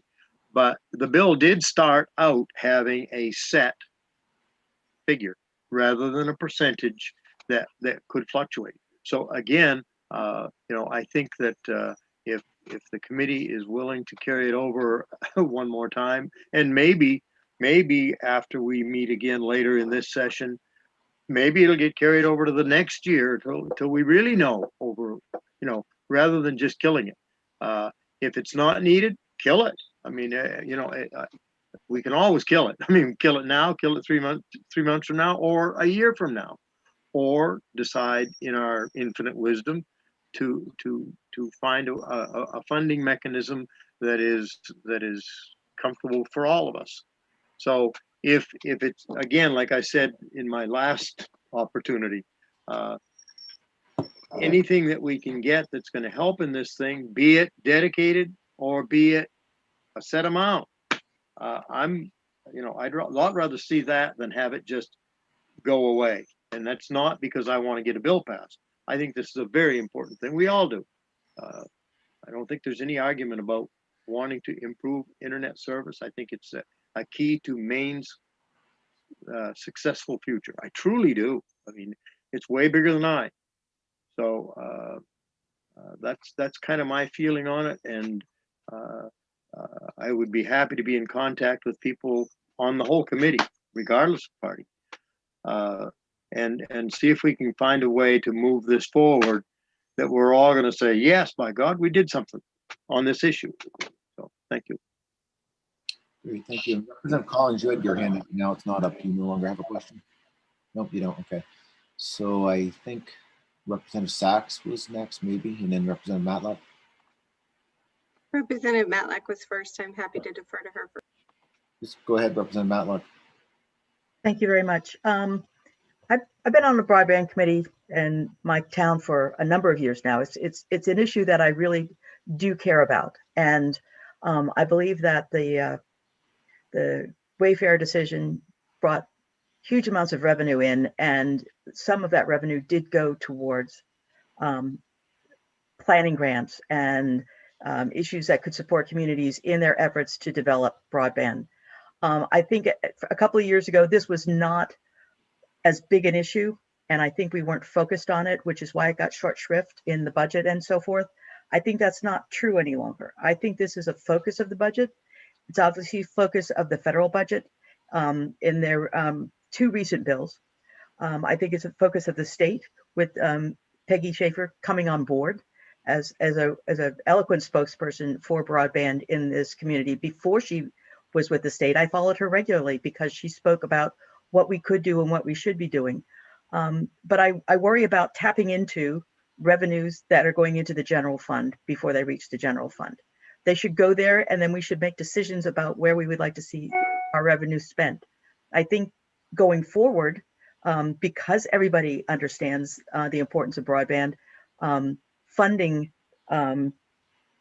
this area will become much more important, and it will probably gain more revenues. But the thought of $15 to $20 million annually coming out of the general fund to go to an area where we're not sure will be even necessary going forward. If Connect Maine says they need $5 million, then that's the appropriate amount and not $15 to $20 million. So I would prefer to see this program funded directly out of general fund rather than tapping into a revenue stream that goes into the general fund. Okay, Representative Sachs. And that being said, I'm happy to support a motion to carry it over, if only so that we can talk with others. I think several of us have indicated some concern about it in its current form, but I am happy to vote to carry it over if that feels like an appropriate solution to finding a resolution that indicates support for funding broadband in a stable way, but not doing it through this mechanism. Yeah, I share those thoughts as well. So we do have a motion on the table of ought not to pass. So we have to take up that motion and vote on that. If those who support carrying the bill over, I guess you want to vote against the motion, so we could make a motion to carry it over. But at this point, we do have a motion on the table. Representative Carmichael. And, well, since I'm in first termer, this is a question that I should know, probably just don't.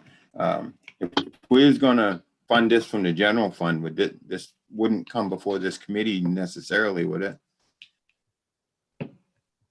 Well, if it didn't have the mechanism in there to take funding from the marketplace facilitator tax to fund it, it probably would have been referred to the EUT committee, and if they passed it, it would have been a bill that went to the table of appropriations like any other bill that came out of any other committee with a fiscal note. So if we amend the bill in the spring to be funded from the general fund, is that something that we can do in our committee, or is that something we'd have to refer to their committee to do? No, I mean, it's already in our committee. So if we carried the bill over and then we amended it in spring to not fund it using the mechanism in the bill, but rather from the general fund, I mean, we'd still vote the bill out like any other bill, and it would go to the table. I'm just saying, if it did not have that funding mechanism in there, that specific funding mechanism, then the bill probably wouldn't have been referred to us in the first place. But it is with us now, so if we voted to carry it over, it would stay with us, and then we decide what we want to do with it in the spring. Thank you. Representative Bickford. Thank you, Mr. Chair. I do believe that if we carry this over and then we decide to fund it from the general fund, I do believe we would have to refer it to another committee. Yeah, I'm not sure we'd have to. We could definitely vote to do that. I mean, we could send it to another committee with having, 3 of the 4 chairs and leads of this committee on the same page to do that. We could do that under the current rules we're working under right now, but I don't know that we'd have to do that. I mean, the bill's already been referred to us, so it's up to us to decide what to do with it from here on out. Any further committee discussion? You'd had your hand up, Representative Terry, but you don't now.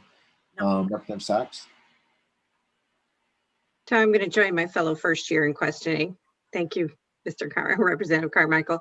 So, for example, there are certain things we could do. There's already a 10% surcharge, for example. That is the stream of funding within the budget for this. Are the options that we could recommend? This comes from general fund. Could we recommend, in addition to the surcharge of say 15 as opposed to 10%, if we're looking to just bump that up? Or do you just say at that time we just consider whatever it is that we want to do and then refer it? So you're talking about changing the funding and then referring it to another committee from there? I'm asking about the mechanism. So say, for example, we wanted to just go back to, we rejected this as the funding option. We decided not to go 10% for this, even within this funding stream, but given their current funding, we might recommend 15% as opposed to 10%. Does it then need to be referred to someplace else, or can we just make that recommendation and give it to approps? Well, we would. Or general fund.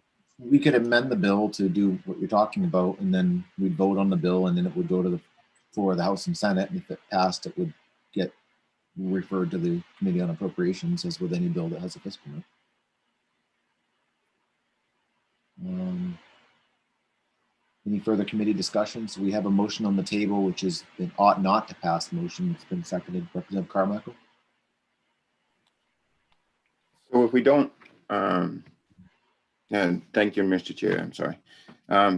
If we don't carry this over till the spring, if we let it die here, they can bring forth emergency legislation in the spring to fund it if it's necessary, right? Yeah, I mean, someone would have to introduce another bill and then get permission of at least 6 of the 10 members of leadership that make up the executive council. Legislative council. It's so that's it wouldn't necessarily be allowed in. They'd have to approve it, be allowed in. So that's another hurdle there. But yeah, and there's a process for that. Thank you. Representative Matlock. In as much as there's a lot of questioning about what we should do with this bill, I move to table. Okay, so we have a motion to table the bill made by Second. Representative Matlack and seconded by Representative Terry. So that, I guess, supersedes the previous motion and it's not debatable. So I guess we are in the process of now voting on that motion to table. All those in favor, please signify.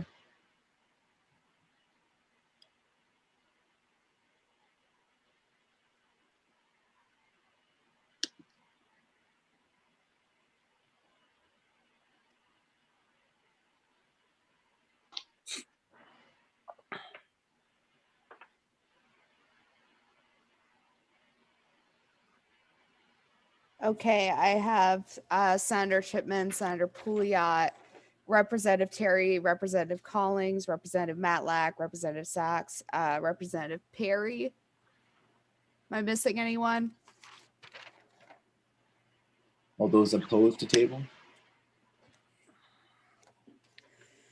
For those opposed, I have Representative Bickford, Representative Hanley, Representative Carmichael,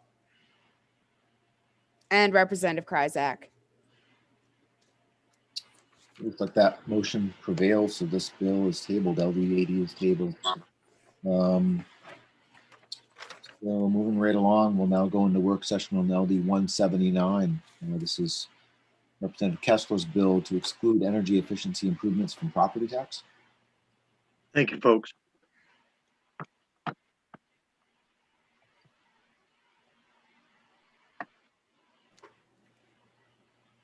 I'm catching up with you here. Let me get my chart back up.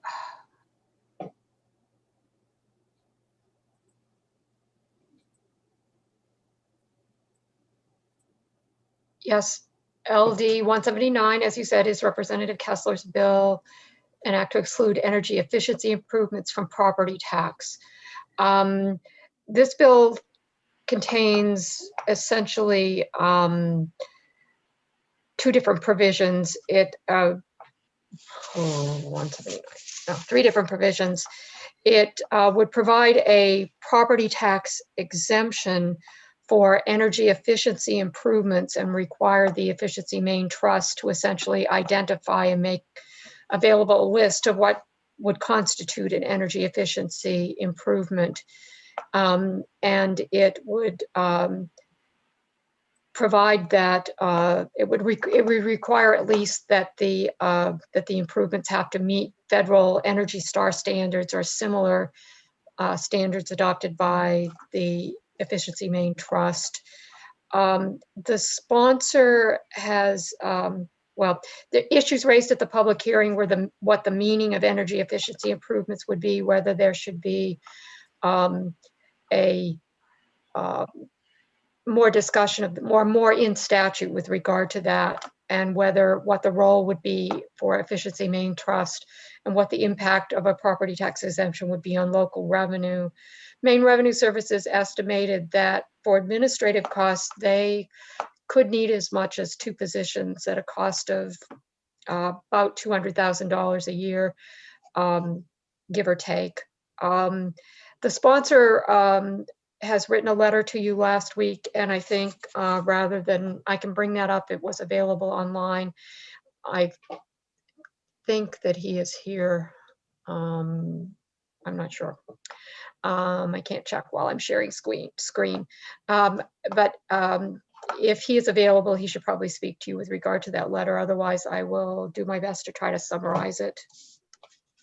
I think he's logging on. Or is he coming in? Yeah, I just promoted him to panelist. He'll be on in just a sec. Yeah, why don't we hear from him and you can just go over that. That would be good. And then he can answer any questions people might have about that. Representative Kessler, you're with us. Good morning, colleagues. So we just heard from our analyst. You sent a letter to us and had some proposed changes for the bill. Maybe you could go over those.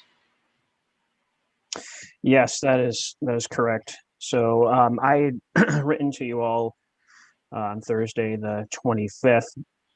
And, I did a lot of meditation on this particular proposal and as it had fit into just what's going on with this current legislature and work that's ongoing with energy efficiency incentives, and still a lot of work in progress in terms of municipalities being able to figure out their budgets. And so I felt that it really was not necessarily the right time to deal with adding on the tax exemption piece of this bill, which was, substantially the largest part of the bill. But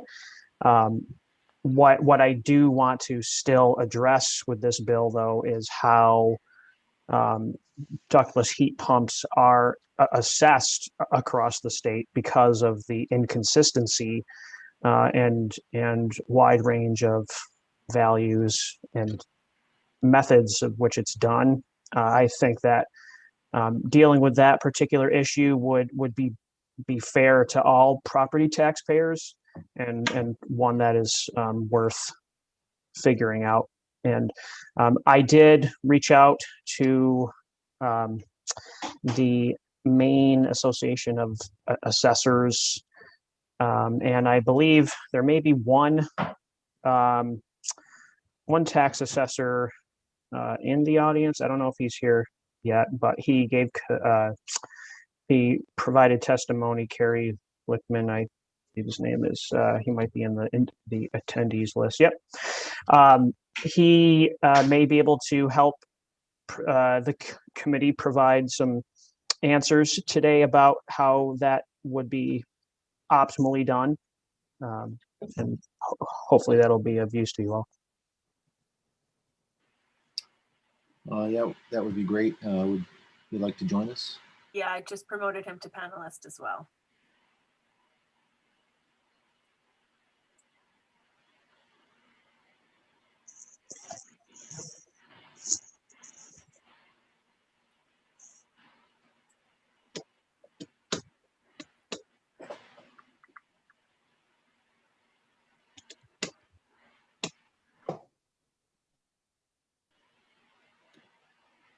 Representative Bickford, you got your hand up?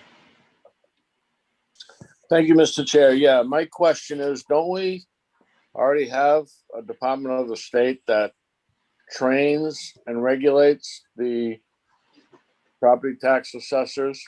So they should all be doing their job similar. And if not, where is the state and where is that department? Why aren't they taking care of this? Why is it up to us?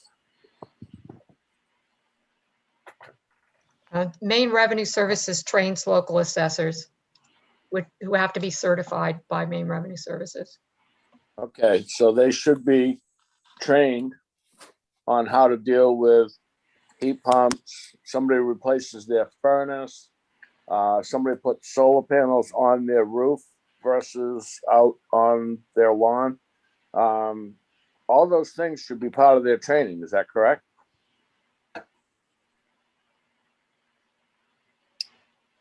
Are you asking that question on Maine Revenue Services or Julie? Well, I would just say that I can't. I can't speak to what is part of the training. Mr. Lacey is in the attendees list. He's the head of the property tax division, and he would be the one to answer that question for you. Okay, that would be great. Thank you, Julie.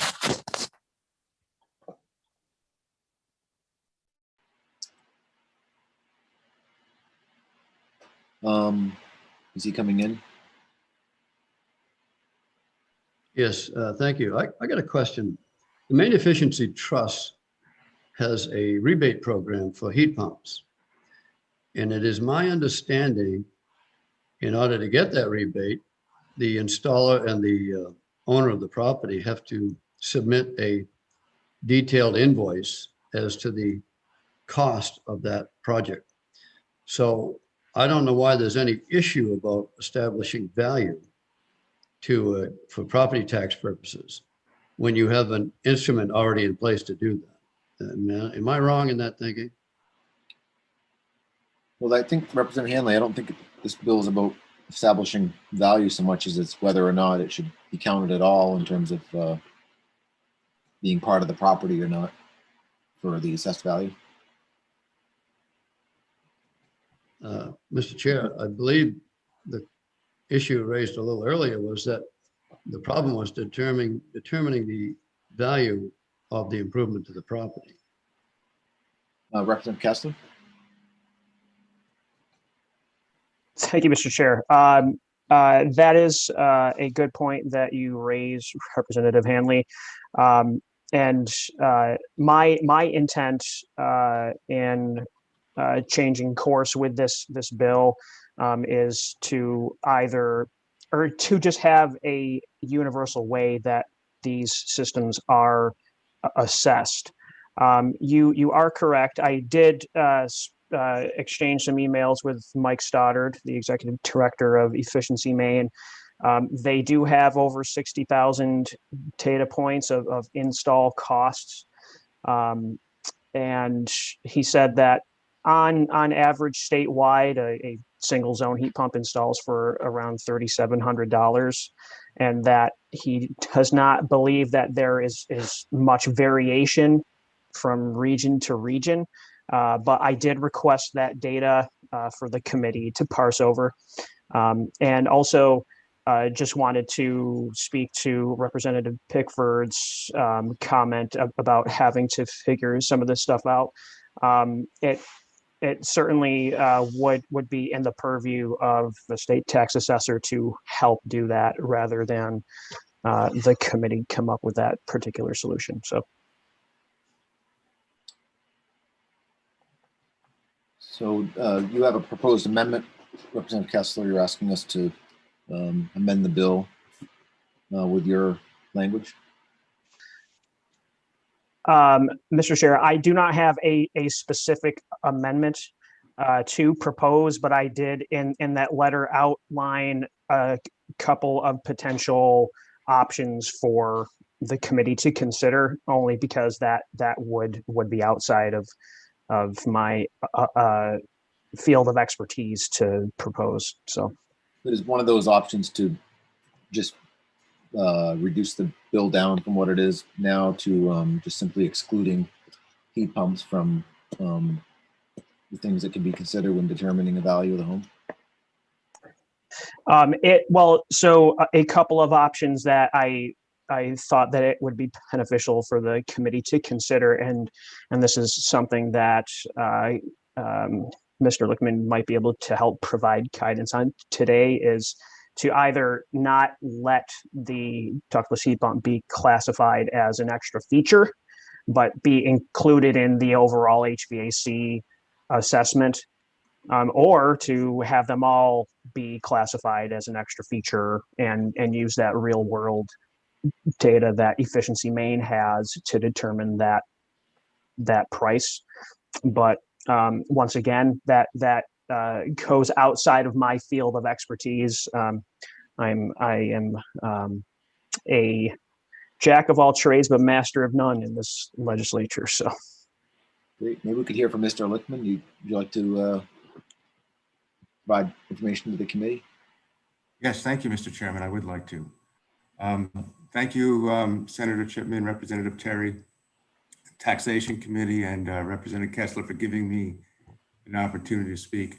If I could just comment really quickly. I have a couple of remarks I wanted to make along these lines, but I agree with Representative Bickford that this belongs more with Maine revenue and assessor training than it does as a statutory matter. And I wanted also to talk to Mr. Hanley that value and cost are not always the same thing. Something may cost a certain amount, but it doesn't always add that much value, that same amount of value to a property. So they're not synonymous. So the Constitution mandates that we assess at just value. The Supreme Court has ruled repeatedly that just value is synonymous with market value, and statutes prescribe that we assess at the assessed value to sales price ratio be between 70 and 110%. So those are the parameters that we work under. How we value any one particular component doesn't matter as long as we get, and there's nothing in statute about how to assess any particular component in a property. would be neither practical nor realistic, and I don't even think that would be constitutional, because the market decides how we value things. But I do think that Representative Kessler's goal to encourage and not discourage using energy efficient components is laudable. I just don't think that placing how to assess instructions in statute is the proper means to achieve that goal. So I would recommend that we endeavor to figure out how to address his issue outside of statute, and suggest as the possibility, as Representative Bickford said, of having the taxation committee instruct or request, or whatever words you use, that Maine Revenue Services facilitate that dialogue, possibly with the goal of creating an advisory document. Maybe that would be a good approach. So not the suggestion that Representative Kessler had about excluding ductless heat pumps from the list of things that are not included with the value of property? I'm not sure how that would work. We still have to come up with the market value of the property. And we can't ignore what the property has as a feature. There's a disconnect between talking about assessing inconsistency when different areas do value different components differently. It's a fact. But like I said, I do appreciate Representative Kessler not wanting, somebody to not buy a heat pump because they think it's going to add an exorbitant amount of value to their property. It really doesn't make a difference in the overall property, but that perception is important. And I think it would, like I said, I think it's worth a dialogue that Representative Kessler, I'm sure, would participate in, Maine Revenue, some assessors, and maybe we can figure out how to address this. I just don't think the fix is in statute. Representative Perry? Thank you, Mr. Chair, and thank you, sir, for being here today. I'm not sure you introduced yourself or told us where you are from, so I'd be curious to hear. I'm sorry. My name is Kerry Leichman. I'm assessor for the towns of Camden and Rockport. Oh, thank you. And yeah, I think I agree. I put 2 heat pumps in here at my house, and I don't believe they really increase the value of the house at all. That I like the notion of, however we get there, of just being considered part of the heating system versus an add-on feature. So whatever route gets us there, because I would not want people to be disturbed, add to their property taxes. I think we have Representative Hanley next. Yes, thank you, Mr. Chairman. When we're talking about getting Maine taxation and Maine Revenue Service involved in giving direction on how to assess things, I mean, are we going to start having them give direction on the value of a boiler when you replace it, or a new roof you put on a house? I mean, are we going to have a directive for each component of a home that gets improved? I'm worried that we're going to bury ourselves in too much law here. Thank you, Representative Hanley. I mean, I think the issue is where there's inconsistency from city to city, town to town on some of this stuff, and I'm not sure there's inconsistency on boilers, but there seems to be inconsistency on heat pumps. Representative Bickford. Thank you, Mr. Chair. So I guess my question is, I just really want to be clear. If I change out my furnace downstairs, so my furnace breaks down, I put a new state-of-the-art furnace in, does that change my property value? And if not, why are we establishing property values on whether I put in what do you call it, the natural gas tank outside, or if I put in a heat pump? I mean, if my value doesn't go up because I put a new furnace in, should my value go up because I put in a heat pump? I guess that's my question. Maybe Mr. Lickman could answer that. Sure. If your furnace went out and you put in a new furnace, probably not, because you're replacing the same thing that you had before. if you're changing from oil to gas, yeah, there will be a change. And if you were to install heat pumps, I mean, I consider heat pumps part of the HVAC system. And so when I go to a property and I see that they have converted from oil and hot water to heat pump, I make that change. I take off the oil and hot water and I put on the heat pump. In Representative Bickford's example, he hasn't changed anything. He might have upgraded it somewhat. And if that's part of a general renovation, then it will be captured in value. If it's just by itself, most likely not. It's just exchanging an old component for a new component. But like I said, if he was to change, if you were to change the system of how you are creating heat in your home, we definitely would have a change in the assessment. Might lower it, might raise it, depending on what the component is and what the house is. Okay, great. Thank you for that answer. Julie, you got your hand up. Thank you. I only wanted to mention that the committee had a bill very much like this bill a couple of years ago with regard to residential solar installations, which were being assessed differently by different assessors across the state. There's not, especially with new types of property, there's not always a clear line for assessors about how they ought to deal with new types of property. What the committee did at that point was to change the bill into a resolve, asking Maine Revenue Services to put together a working group, essentially, of local assessors and other people with interest in the issue, and to try to come up with some guidance for municipal assessors as to how they ought to be looking at, in that instance, residential solar installations, and to report back to the taxation committee. And we do have Mr. Lacey online now, so he would be able to speak to that and to the larger issues of Maine Revenue Services training and situations like this. But I just wanted to mention that that was the way in which a committee had addressed a similar issue in a couple of years ago. You could, of course, are free to do whatever you want, but I just wanted to mention that. Representative Kessler, do you think we should go in a similar route with this bill? Thank you for asking, Mr. Chair. That is exactly the direction that I think you should go in. Yes.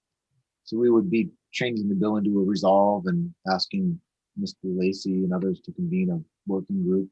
Maybe it would include you, Representative Kessler, as well as others, to discuss this and come up with a solution.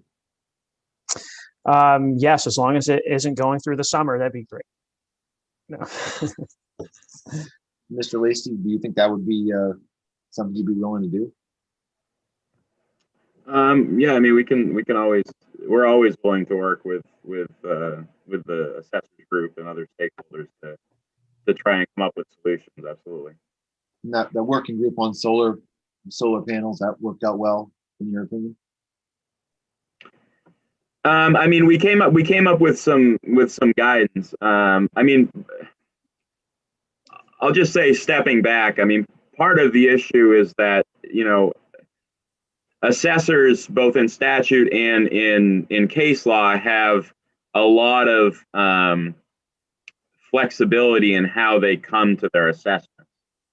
And so that's a lot of the variation that you can see from town to town, is that the statute and the law court have said that municipal assessors have a lot of flexibility. But yes, I mean, we're always willing to work with the stakeholders to try and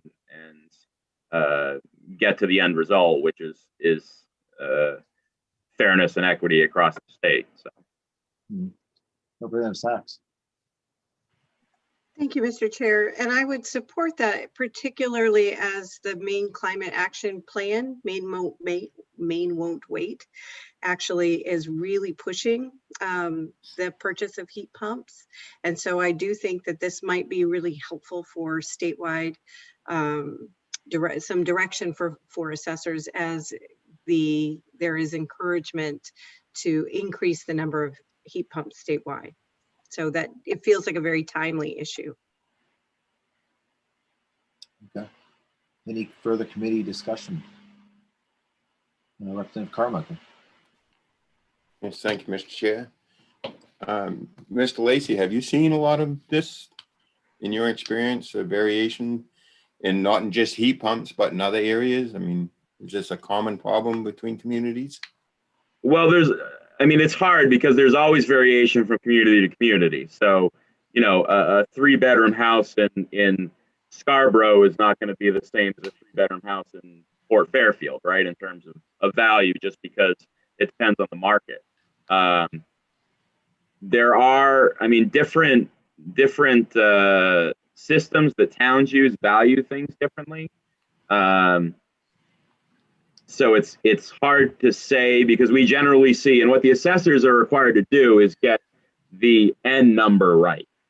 So the overall value of the property is what they're looking for. And so a lot of times it can be hard to tell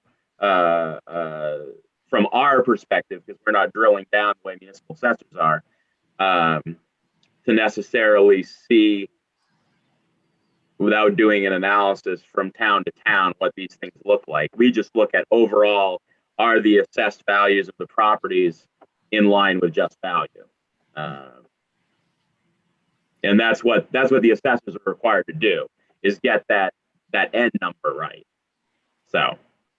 Just a follow-up, if I could. Yeah, go ahead, Representative Carmichael. Mr. Lacy, so do you see a resolve help in that situation, or is this just something that's going to be naturally different and just adding more workload, really? And if the end numbers are correct now and you're comfortable with them, you think that's right, then you know, are we having to resolve? Is that going down the right road? I mean, Carrie may be better to answer that. I mean, it's going to help municipal assessors in terms of how they're doing it, I think, if there's guidance out there. But I don't know. I mean, Carrie, what are your thoughts? I mean, is that going to help the municipal assessors? Because ultimately, we as Maine Revenue are not the ones doing the assessing, except for the unorganized territory. It's going to be the municipal assessors like Carrie that are going to have to do the assessments. If somebody objects to it, you know, handle the abatement requests and the appeals and stuff. So, if it's all right, I'd kind of defer to him and see what his thoughts were. Go ahead, Gary. Well, thank you. Thank you, Mr. Chairman. I think that's a good point, Mr. Carmichael, because the overall goal, as Peter was saying, is to get the value right. And I was saying earlier, the mix of components doesn't figure into that as much. And I was thinking while Peter was talking about Representative Bickford's example of the replacing the oil heater, you might spend $20,000 on that. And it's not going to affect your house value at all. You expect there to be a working system in there as a real estate value. And so we wouldn't add $20,000 to that property's value because you just spent that on a new oil heater, because that might take it out of the realm of where it should be on the market. And so the same thing with a heat pump, you might spend $4,000 on a heat pump. It might add $1,000 to your value. It might add $4,000. It really depends on the market and where the house is. So, you know, you're talking about trying to regulate something that's so variable that it's going to be difficult.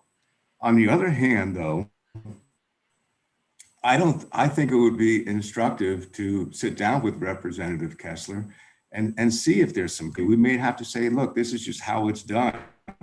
It's going to be priced.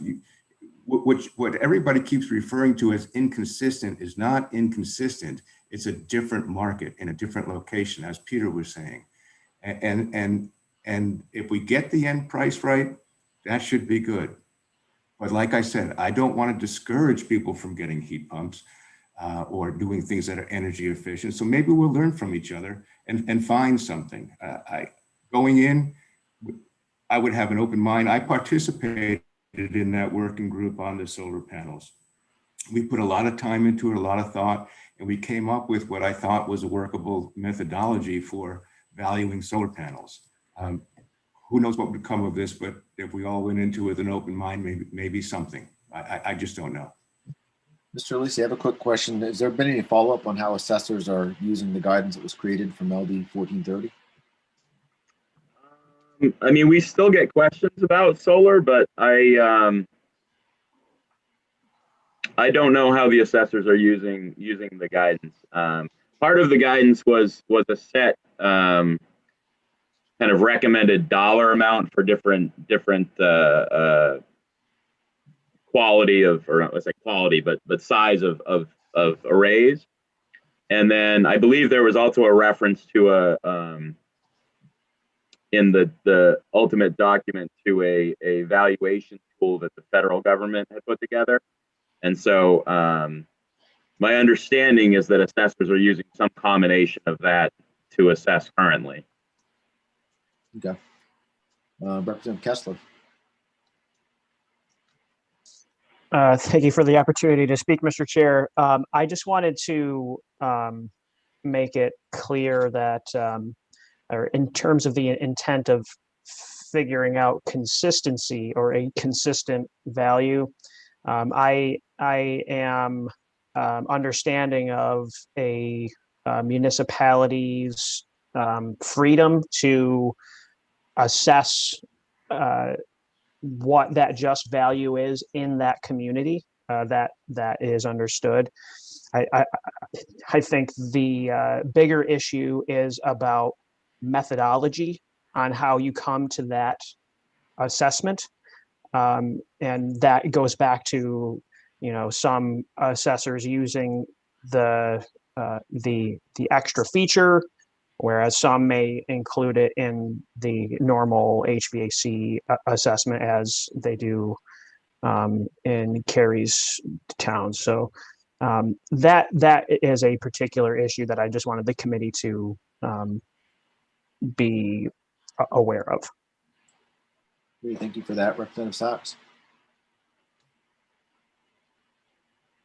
I don't want to cut off conversation, Mr. Chair, but if it's appropriate, I would like to make a motion to amend the bill to change it to a resolve, forming a working group studying assessment of heat pumps, and then utilizing the language from the resolve from the solar that Julie can send to us later, so that it mirrors the working group of the solar, because it does sound like there was some value to that. Okay, is there a second to that motion? Seconded by Representative Matlock. So we have a motion made by Representative Sachs. It's been seconded. Any additional committee discussion? Do you have more discussion, Representative Sachs, or your hand still up? No. So I don't see any other committee discussion. I guess we will vote on the motion. All those in favor, please signify.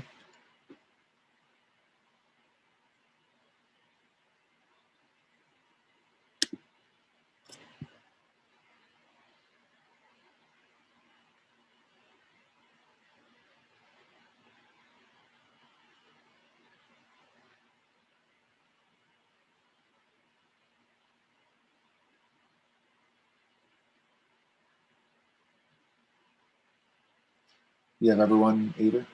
Yeah, I'm just going to read it off to make sure. I have Senator Chipman, Senator Pouliot, Representative Collings, Representative Matlack, Representative Sachs, Representative Kryzak, Representative Bickford, Representative Hanley, and Representative Carmichael.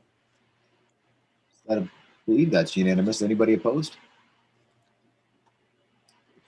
Seeing no one in opposition, I believe that is unanimous. So that concludes the work session on LD 179. So two more bills for work session. We'll now go into work session for LD 308. This is Senator Stewart's bill, an act to promote research and development in the state by increasing and marketing the research expense tax credit.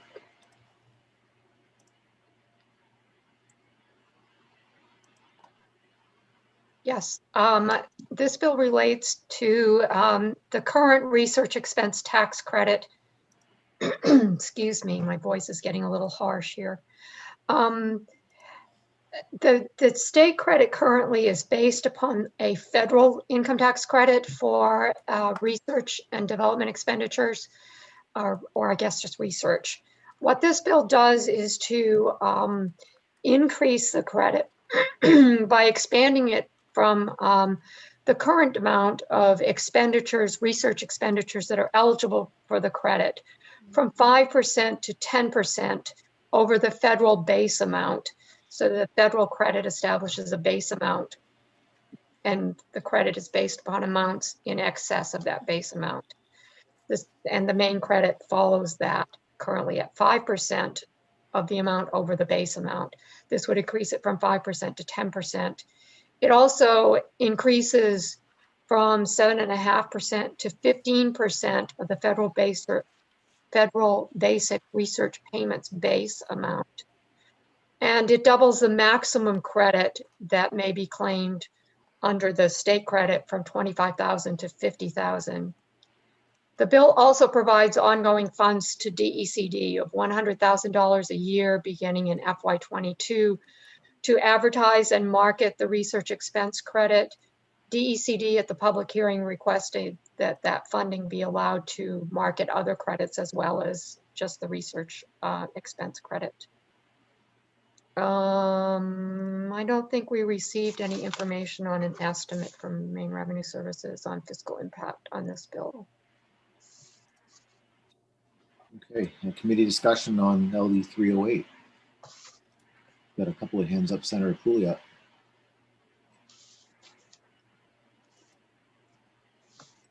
Representative Matlack. Those are just hands up from the vote, I guess. Maybe you could open up the screen, Julie, so we can see everybody here. Sorry. That's okay. All right, so great. Committee discussion on LD 308. Representative Carmichael. Thank you, Mr. Chair. Can we speak to Mr. Allen and see if they have come up with a fiscal note, what this would maybe? Yeah, we can certainly ask Dr. Allen if you're still with us. If you have a sense of what the fiscal note might be on this or the impact.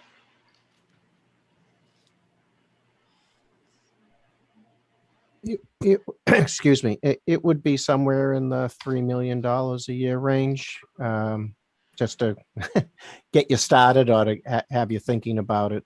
We can get you a more precise number, obviously.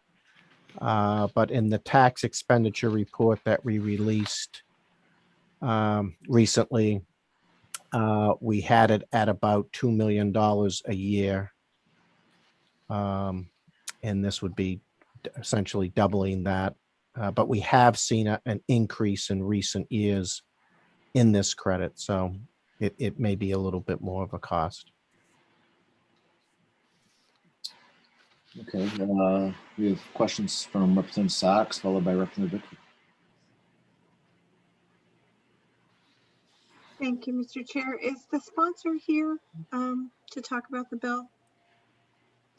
He doesn't appear to be, unless is he in the waiting room, Avery? He's in another meeting. I did send him and his aide the invite. Yeah, and I had missed a public hearing, so I went back and watched it, the first 40 minutes of it. And this bill happened to be in there. And so, again, I think trying to think about this from a policy point of view, I had emailed Kate Foy as well. They don't currently have any marketing money earmarked within their budget, just for the committee to know. That had been one of my questions in DECD, which is, I think, why they had asked for this to be able to go to any of the programs, tax credit programs, not just this one. I had been wondering why the doubling of the amounts. Was there some data that indicated that would be more effective than some other threshold, or like some of the other bills we had talked about? Is it just funding people who currently are using it, or was there evidence to increase? And she didn't have any information about that. I do think consistent funding is important for research and development. Again, within our 10-year economic plan, this is a highlight of it. But again, as a matter of policy, I'm always trying to figure out, as a new member of the committee, where's that sweet spot of trying to incentivize greater development or greater investment in R&D or whatever else we're talking about. So it's just some of my thoughts. Yeah, and I'd point out that I believe OPEGA is doing a report on this that we are supposed to have by the end of the year to show how effective that it is. Representative Bickford. Thank you, Mr. Chair. I'm going to make a motion ought to pass as amended with the language that DCD wanted to see in there with regard to promoting other research type things or whatever their language was. I can't say it correctly, but also with a fiscal note. Thank you. I second it. So we have a motion by Representative Bickford, seconded by Representative Kryzak. We have a few people that would like to speak. I'd just say I have some hesitancy about the bill because I'd like to see the report from OPEGA to see how effective or ineffective this is before moving forward, and we're supposed to get that by the end of the year. Mr. Chair? Yes, go ahead, Representative Kryzak. Senator Stewart's in the room. Okay, great. Senator Stewart, welcome. Hello. Good, well, still morning. Yeah, do you have some additional information to provide to the committee? Well, just that I am perfectly fine with the amendment that the department had provided. It sounds like the bill has been, there's been an amendment, a motion to include the amendment, which I'm fine with, and happy to answer any questions anybody has. Representative Collins. Thank you, Mr. Chairman. I wanted to ask Senator Stewart for some comments on this and then perhaps discussion from other committee members. But just as we just talked about tabling legislation by Representative McCray on broadband until we get more information, should we not have the same sentiment for this to table this and wait till we get this report back so we can know how we can act? I like the concept and I'm willing to work on this, but I would like to wait till we have more information so we can dig into it deeper. So I wanted to hear the senator's thoughts on that and other members of the committee if they'd like to weigh in. Thank you. Do you have a response to that, Senator Stewart? So just to be clear, are you asking me if I'm okay if the committee tables the bill? Well, or carried it over till we get the OPEGA report that's going to be done, or maybe already being worked on right now that we're supposed to get by the end of the year? I mean, I think that the impact would likely just be that you would end up with a gap in time where the program wouldn't be able to be used to the extent that this bill proposes. But you know, if the committee would rather wait, you know, maybe it makes sense to table now and see, you know, hear from others. I don't know if anybody from the department is on or not, but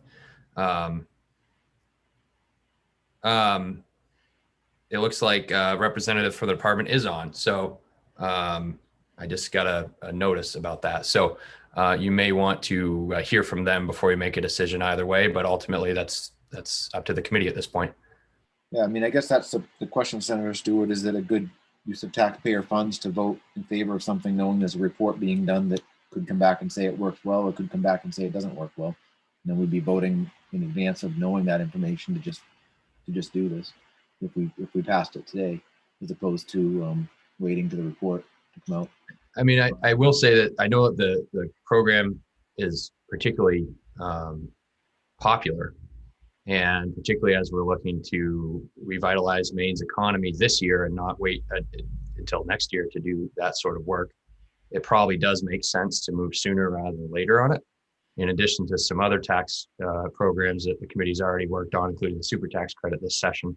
So you may want to consider that and weigh that as a factor before you make a decision to carry it over or not. But again, I think the department could probably speak more to that point than I can. Representative Collins, did you have anything further, or is your hand still up? No. Representative Sachs. Thank you, Mr. Chair. So Senator Stewart, before you came on, that was my question was, how did you determine the amounts, the doubling of each, the credit for the expenditures as well as the maximum amount of credit? How did you arrive at that? Thanks for the question, Representative. I think I mentioned in my testimony at the public hearing that essentially, because of the popularity of the program, we wanted to just expand it, and it seemed as though a doubling was a good place to start. Ultimately, if you think an increase of 50% makes more sense, or however you, as you know, the policy committee of jurisdiction want to go about it, that's up to you. There will be a fiscal impact, so whatever you do, whether you adjust it up or down, will have an impact on that. And may or may not help in the process of getting it removed from the special appropriations table at that point. So that's another factor to keep in mind as well.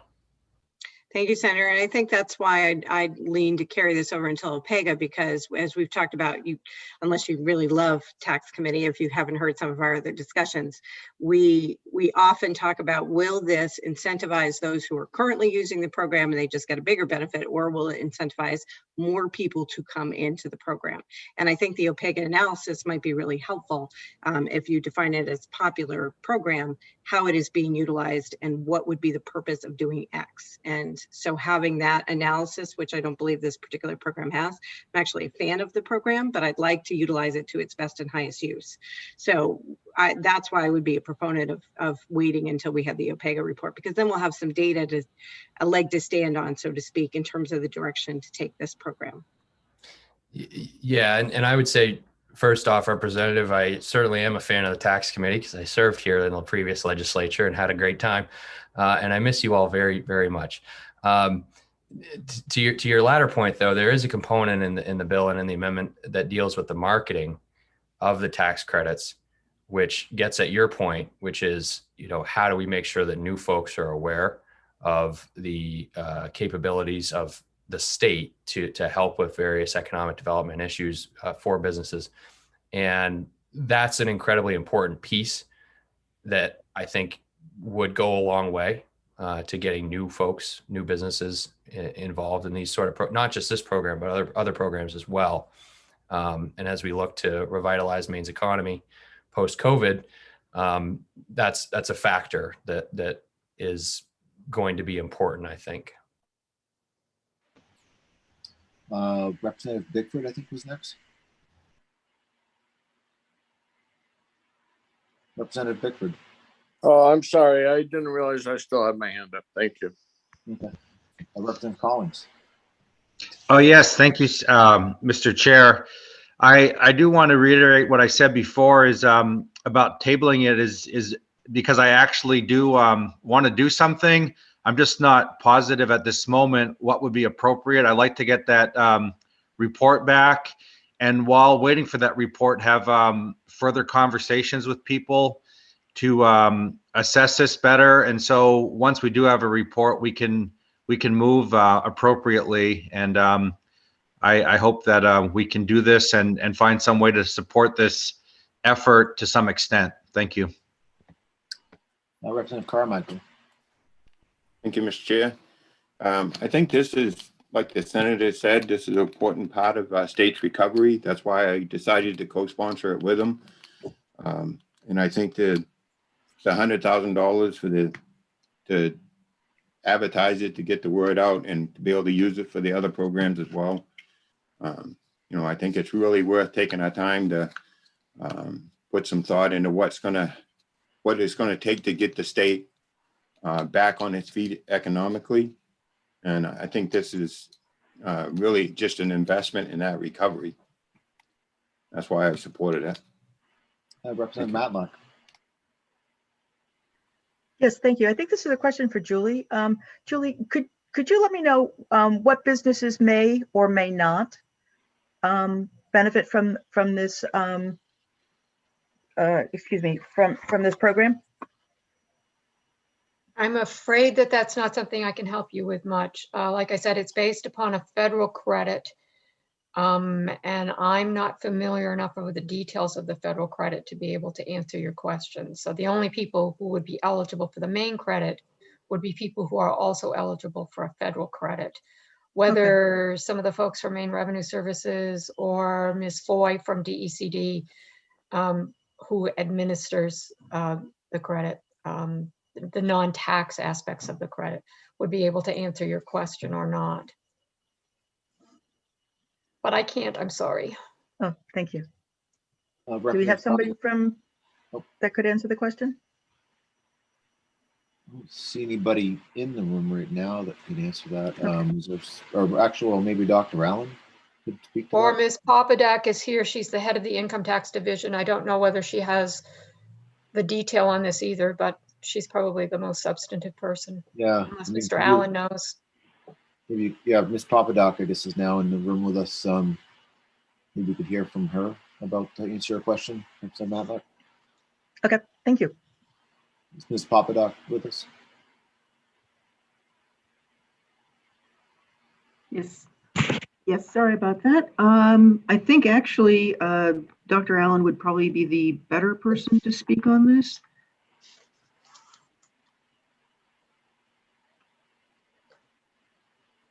Good afternoon now. Yes, so it's primarily companies that are doing research or making research and development expenditures here in Maine. So the credit rewards that research being done within the state's borders, as opposed to if it's a multi-state corporation, Right. their R&D taking place across the country. So it's focused on activity here in the state. Okay, and I think thank you. I think you did answer my question. Thank you. I think Representative Krajzak was next, followed by Representative Collins.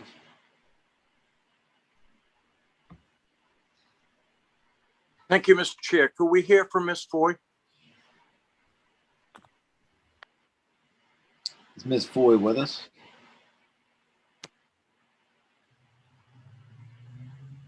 She's in the waiting room. Can you Just let her promoted in? her. Okay.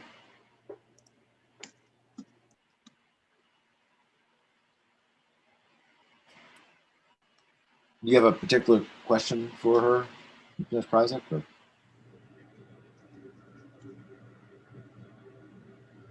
No, she was just involved with Senator Stewart and getting it to the point that we're at today. So I just wanted to hear her input. Welcome, Ms. Foy. Thank you, Senator Chipman. Thanks. I just, certainly it is the will of the committee to do as they see fit with this bill. I would say that we would be very excited to be able to have the additional funding in the department to be able to better market not only this program, but any additional programs. It does directly align and correlate with the 10-year strategic plan. We are 44th in the country in investment in research and development. So I see this as a sort of small step in moving forward with our economic recovery.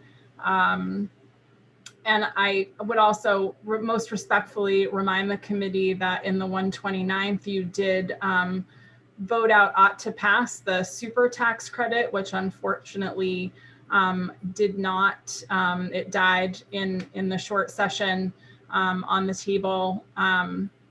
But it was a great way that the committee showed support for the important research and development work that's happening here in Maine. And there were a number of companies from Maine that came and testified in support of that bill. So this is a smaller credit program versus the super tax credit for research and development, but one that we feel is very important moving forward. Great, thank you for that. Representative Collins. Yes, thank you, Mr. Chairman. I wanted to make a motion to table so we could all discuss this in the committee and with the sponsor so we can all get on the same page. I think we're all pretty much in support, but I can't think speak to a tabling motion. I was he's not I was debating.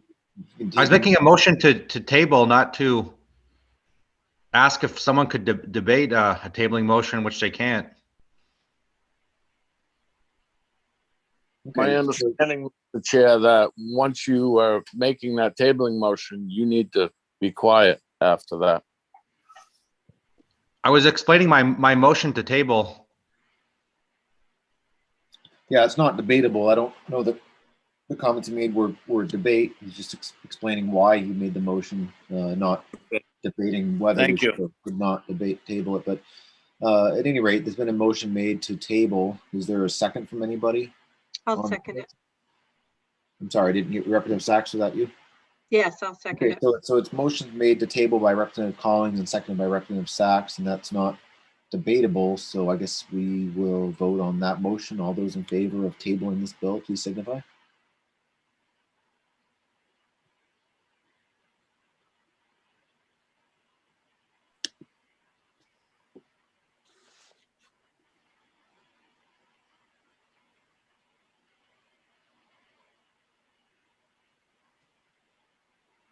I have Senator Chipman, Representative Collins, Representative Matlack, Representative Sachs, Representative Bickford, and Representative Hanley.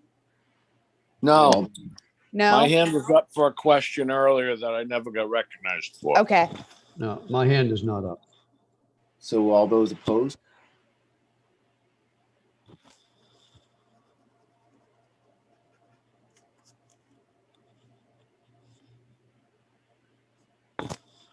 For those opposed, I have Representatives Bickford, Hanley, Carmichael, and Kryzak. So So that 4-4. So it's a tie? It's a tie. Okay. So I guess it's a tie. So that motion doesn't carry. So we're still discussing the previous motion, which was not to pass as amended. Any further discussion? Yes, I have my hand up, Mr. Go ahead, Chair. Representative. Thank you. I'd like to ask Ms. Foy a question if she's still there. I'm here. Okay. How does our research and development credit compare to other states in New England or even in the Northeast? So I can't necessarily speak to how this credit compares to other research and development credits. I can share that our investment in research and development ranks 44th in the country, according to the Milken Institute when it issued its state technology. I'm sorry, I'm reading from my other screen. Its state technology and science index. So we dropped 5 spots in 2020. So we are now 44th among 50 states. So would you? Massachusetts is first. Okay, so would you say that doing all we can to encourage research and development in Maine should be a top priority? Yeah, and I think that's clearly laid out, Representative Bickford, in the state strategic plan that we released in 2019, and what has been discussed by the department a number of times, and why we supported the increase in the or reinstating the super tax credit in the 129th. Okay, thank you. Representative Sachs. Thank you, Mr. Chair. And just as this committee has, when there is a pending report within a few months by OPEGA, we have waited for that. I don't think anybody on this committee has disagreed of the importance of this particular program, but I do think that as prudent stewards of Maine's resources and tax dollars, that we owe it to the taxpayers to wait for the report that is pending shortly, as we have with other policies that we've discussed. So I'll be voting against this motion. If we, as a committee, chose not to table it, to wait for the OPEGA report, you give me no choice but to vote against this motion, in the hopes that if that fails, that we are able to bring it back, to then defer it or do some other motion in order to get that important information from OPEGA. Because as Senator Stewart pointed out, we may want to increase it, we may want to do some other things with it. And I'd really like to see the utilization of that. And a few months will not make a difference in that, I do not believe. Yeah, I share those thoughts, Representative Sachs, and I feel like I'm kind of backed in the corner as well. If having to vote on the motion about the pass as amended, I would vote no. And I mean, we may be split again 4-4, and other members will get their votes in if that's how it goes. But that motion, that ought to pass may end up failing. The bill may end up failing when we could just wait till we get the report and we might be on the same page. We have additional questions or comments from, I believe, Representative Kryzak was next.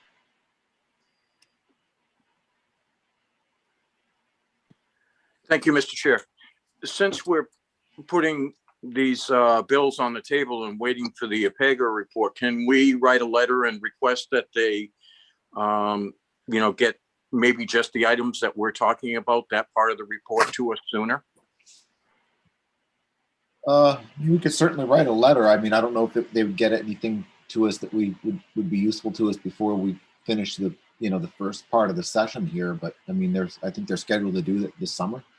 So I'm not sure that they're just going to drop what they're doing and go right into this and, start, reporting to us on certain parts of it between now and June. But I mean, we could certainly write a letter to them, I guess, and let them know how important it is to us that we get information regarding this part of the report. Yeah, if we just request what we're concerned about with the bills that we've discussed today, if they've already finished it, I'm not asking them to go out of order. I'm just asking if they have completed those parts instead of waiting for the complete report, if they could send us those parts as they complete them. Okay, Representative Carmichael, I think you're next. Yes, thank you, Mr. Chair. I agree with Senator Stewart, how important it is to get this out there so it's part of the recovery. But if it's between tabling and having the bill fail, I think we owe it to the people of the state to try to get this moved forward. At what point we can get consent of the committee to do so. So, if it's between people voting against it because they're not quite comfortable yet by tabling it, then, I'd have to support table. But I really think it's important to get that tool in the toolbox for our economic recovery for the state. See Representative Collins. Thank you, Mr. Chair. And I don't want to keep talking about this bill for eternity here, but again, for the third time, I'll just reiterate, I do support this. I would feel more comfortable if we waited just to get a little bit more information. It could come sooner rather than later. And I would rather see us have consensus and have a unanimous report so we can better support the sponsor rather than having some people vote against it because they don't feel comfortable yet. What they just want to see some basic reporting back. And I just believe in all my service in the legislature, committee will usually, to get consensus, will consider that, get what they need, and then move forward. I mean, I think the point should be that we're consensus driven as much as possible and have these discussions, but I think we're kind of about to go in circles. So if we could just table this, I don't think anyone's opposed to this. I think people are just asking for the consideration of getting some information. Thank you. Senator Stewart, you have your hand up. Do you have some additional information to provide to the committee? Yeah, thank you, Mr. Chair. So I would say that there's pros and cons of doing it that way. One of which will be that if you can't get the report back before the conclusion of the first regular session, there won't be a special appropriations table in the second session. That it's sort of unpredictable unless there's a supplemental budget at that point, which there's absolutely no guarantee of. And maybe even if there is a supplemental budget, there won't be a special appropriations table that we could actually fund this off of. Whereas, if you can do it this session, you'll at least have a better understanding of the state's finances. And as this is a budget year, could conceivably get it off the table this year, as opposed to letting it die on the table.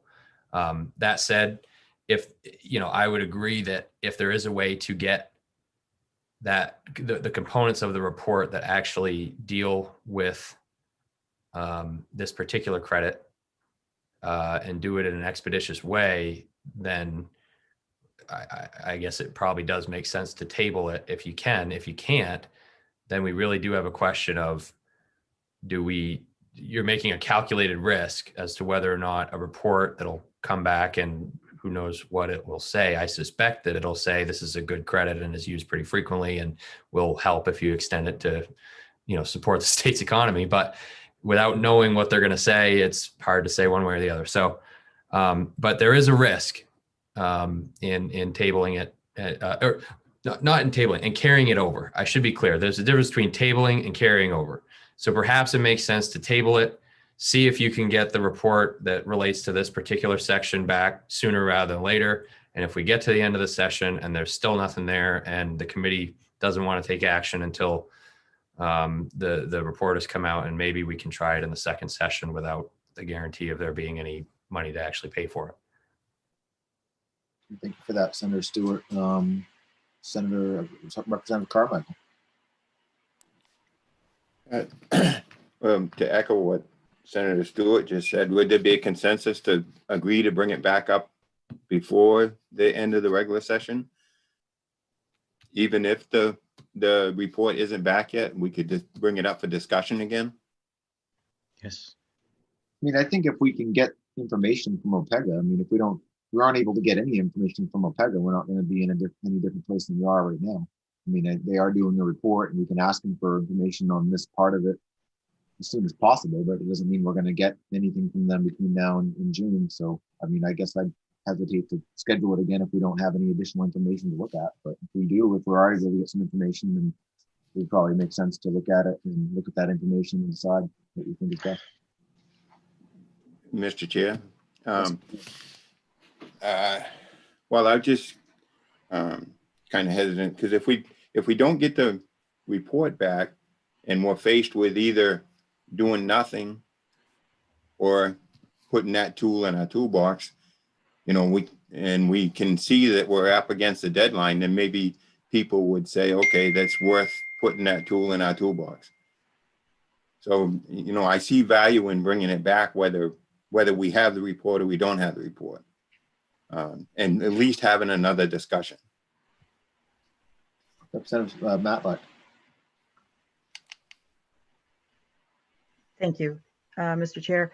I concur that having the report from OPEGA would be great as a way to support this bill going forward. Generally speaking, I am in support of this bill.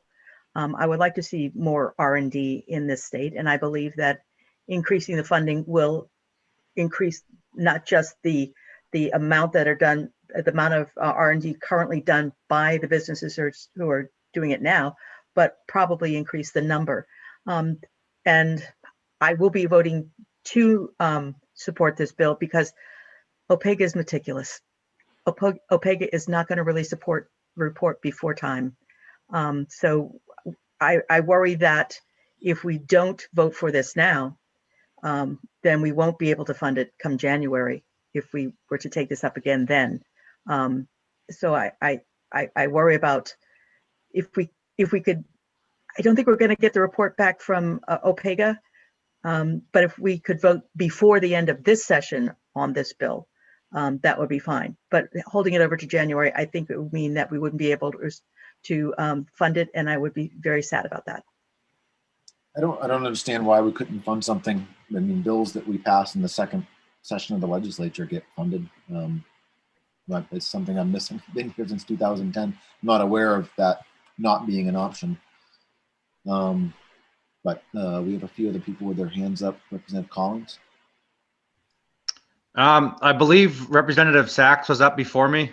Yeah, Representative Sachs, you have a comment? And actually, I'd like to hear from Julie, whose hand has been up for quite a while. I would say the same thing, that again, we're policy, right? And so our policy is now asking us to double a credit that we are unsure of its efficacy. We think it's good. We all seem to agree on that. I would agree to table that, hopefully to get more information from OPEGA, but also I could get information about who's currently utilizing it. Just because we don't move this forward doesn't mean that R&D is not moving forward. The there is funding there for R&D. It's just whether we increase it to this level, a higher level, what can be used for its best efficacy, which is why we have waited for OPEGA reports that we know are coming imminently. This is in the pipeline and is already being done. So that is my only piece. So I can support tabling if needed. Yeah. Yeah, I share your concern, Representative Sachs. I mean, if that OPEGA report comes back at the end of the year and says that the fact we're 44th in the country has nothing to do with the amount of our credit or the lack of marketing of it, I wouldn't want to regret voting for something that isn't going to make any difference if that's what they say. So we just don't know. Julie, you have your hand up for a little while. Well, I only wanted to mention, first of all, that the first regular session ended on Tuesday. All we know at this point is that you're back in special session on April 28th. What happens after April 28th is up to you all. We have no idea at this point. But I just wanted to mention that. But the other thing I wanted to say is the OPEGA reporting process is prescribed by statute and is fairly long and complicated. I would be surprised if you would receive anything from them on their general report before the end of this year.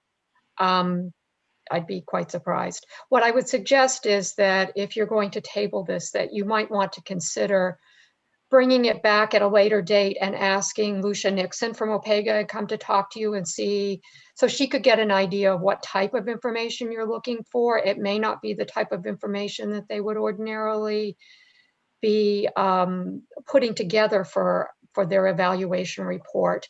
It may require a process that's different from their evaluation report. And there are things in statute where committees can ask them to do special reports outside of their ordinary reporting process, but it might require a special request. But I think you need to talk to Ms. Nixon about that to find out what her response would be to meeting your needs in the time frame that you would like to have it. Rather than sending a letter saying, we hope you can get us by the following date. I think it would probably be a good idea to have her engaged in the discussion of what it is that you would like to receive for her, because I myself am not even sure right now what that is in order to be able to draft a letter for you. So I just wanted to mention that. Great. Representative Collins. Yes, thank you, Mr. Chairman. To respond to Representative Carmichael, absolutely, yes. I don't want to have this carried over if we don't have a report. My intent of wanting to table was to try to request getting any information as soon as possible, and even getting other information outside of the OPEGA's report that's forthcoming to be able to maybe move this forward. And actually, not only am I in support of this, I think that it's a good notion from the senator from Presque Isle Stewart. I'm actually in support of much more going into promoting and going to research and development. I think it's vital. I don't think we do enough. And I think to be competitive globally, we need to do much more. And I'd like to work with the sponsor in the committee to even exceed the basic expectations we have in this committee and in the legislature. So I'm absolutely just as in much support, if not more, since this bill was introduced. And I just wanted to get everyone together on this 100% and not have a divided report today. Thank you. Additional committee discussion. So there's been more talk about tabling. There's no tabling motion on the table right now. There's a motion, I believe, of ought to pass as amended, if I'm not mistaken, on the table. Representative Sachs. So I'll try it again. I move to table this bill. We have a motion from Representative Sachs to table. Is there a second from anybody? Second by Representative Matlack. All those in favor, please signify.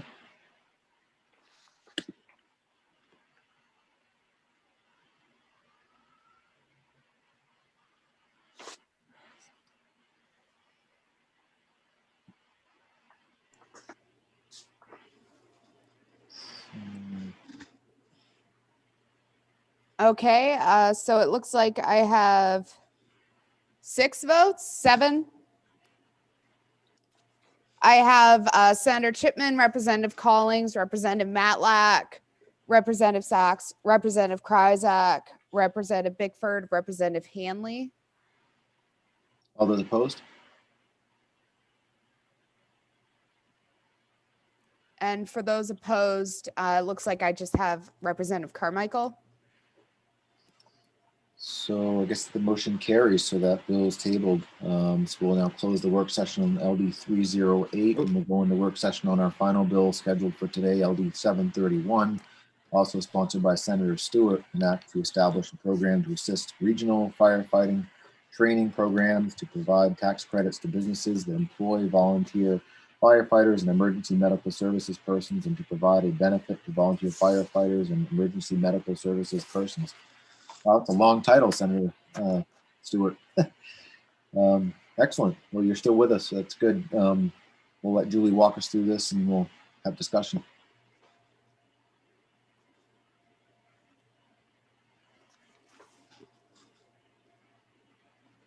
You're muted, Julie. Sorry. We can't hear you, Julie. There we go. Sorry about that. This bill has several different provisions to it. One would provide grants to municipalities for regional fire service training, and it appropriates $1 million per year to that.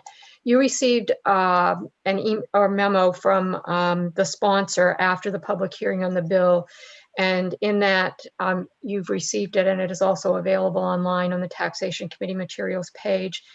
The sponsor suggested reducing that to $200,000 a year.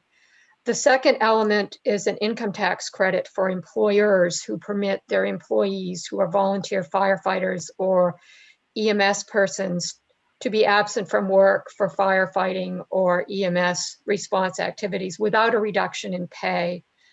And it also has a provision which would allow municipalities to adopt a program similar to other bills, similar to a currently existing municipal option for payments to senior citizens who volunteer for the municipality, to provide a benefit with the goal of providing property tax relief. And the sponsor in his memo suggested deleting that provision from the bill so that it would contain it would retain the provision for an appropriation to the Fire Services Commission to provide grants to municipalities for training in the new amount of $200,000 annually, and would retain the income tax credit for employers. Committee discussion, Representative Kryzak.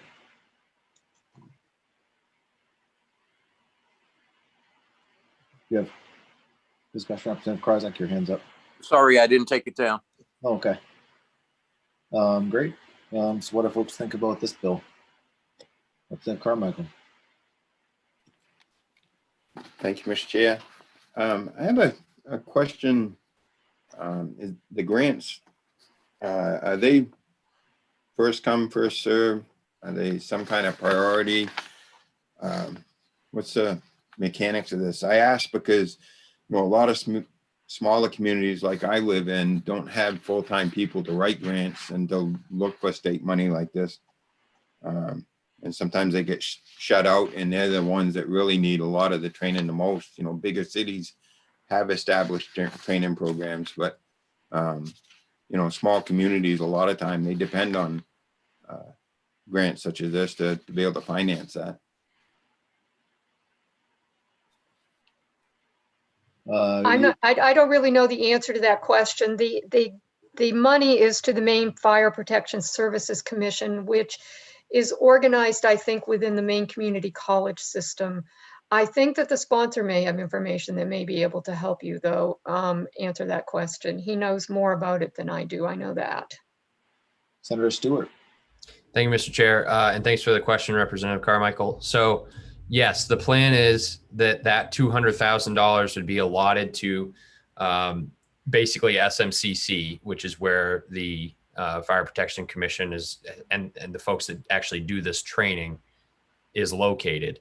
So they do regional trainings, which means that they may have for instance, we'll say in my neck of the woods, they may have a training in Caribou, but all departments from across the county are invited to participate and send their either volunteers or full-time, that they could conceivably serve a whole region with one of those trainings. Now, one of those trainings costs roughly $50,000. And in talking with the members, they are limited with their staff as to how many they can do in a year. And so the plan would be that they already do some, right? So this would just be an extension of how many they can do and do them more in a geographically dispersed way, so that you are going to get those smaller departments, and they're not going to have to write any grants, right? They would just be able to participate regionally with these trainings. Hopefully that makes sense. Any additional questions from members of the committee? So your amendment, Senator Stewart, is to reduce the appropriation to $200,000 and delete Section 6, the municipal volunteer benefit. Yeah, that's essentially it. Correct. Representative Matlock. Thank you, Mr. Chair. I was wondering about the income tax credit for employers. Is that something that would be piggybacked on, or is there something already in statute that would allow us to just refer to it and then also include firefighters? Or how would an employer claim that credit? And would he report a part-time person, or how would that work?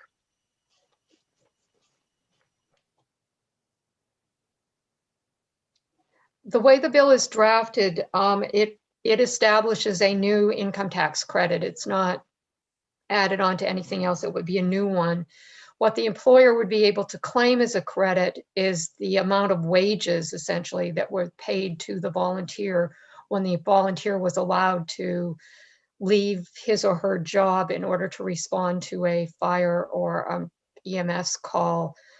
During work hours, the employee, the volunteer, would continue to be paid by the employer, but the employer would essentially be reimbursed by the income tax credit for the amount that was paid to that volunteer.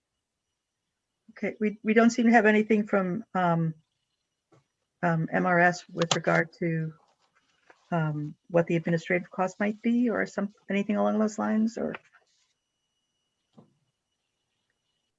I don't think we received anything from them. Is Mr. Allen still here? He would know. Yes, he is.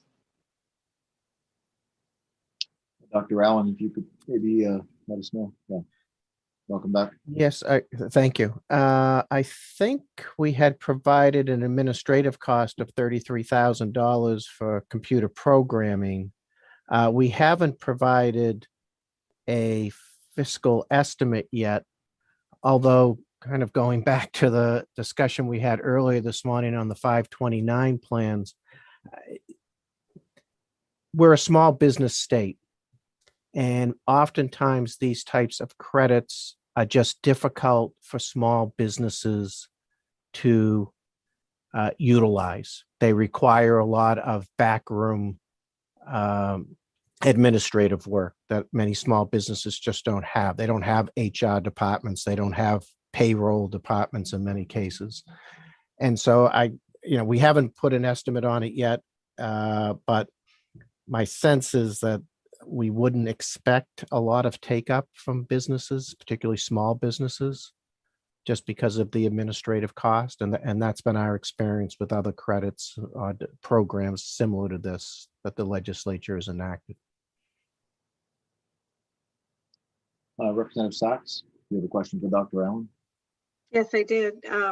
And from looking at the notes from the hearing last time, there was concerns about that it doesn't include a max credit for each employer. Does it apply to overtime, per diem? Is it limited to the tax year?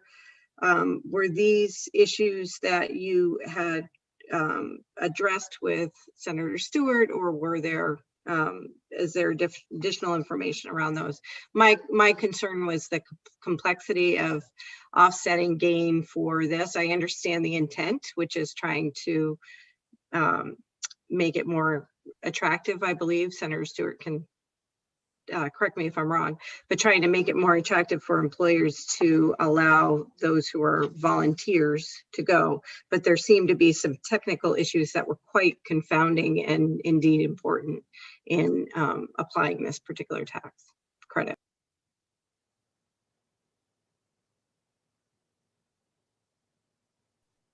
I'm not aware of any conversations we've had with the sponsor. In our review of the bill, we came up with those issues and we included them in our testimony, but.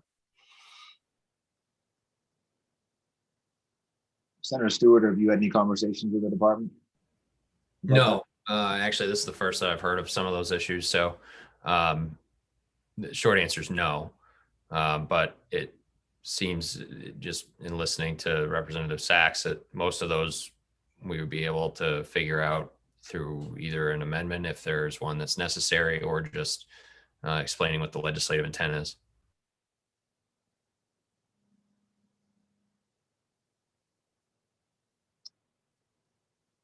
Any additional committee conversation, discussions, questions? Do you have anything else, Representative Sachs? Would anybody like to make a motion on this bill? Representative Sachs? I guess I'm struggling a little bit, Mr. Chair, because we're not the Appropriations Committee, but I'm certainly supportive of the 200,000 for the training. The other two pieces of the bill, the one that was already stripped by the senator, the sponsor. And again, I'm just uncertain about the cost benefit for the income tax credit and logistics of that. So I'm not really in support of that one per se. I like the intent, but I'm concerned about the multiple questions, and just like we had earlier today, would the cost outweigh the benefit in terms of making that go? So these are my concerns. I put it out there as, boy, I really like one of the three, but we're not the Appropriations Committee, so I don't know how to do that. Representative Kreiser? I make a motion on to pass as amended. I second. Is the amendment using the amendment that was suggested by Senator Stewart? Yes, and fiscal note. In the fiscal note. So the amendment reduces the appropriation to 200,000 to reach section 6 and includes the fiscal note. And that's been seconded by, I believe, Representative Carmichael. Yes. Any further committee discussion? Seeing none, all those in favor of the motion, please signify.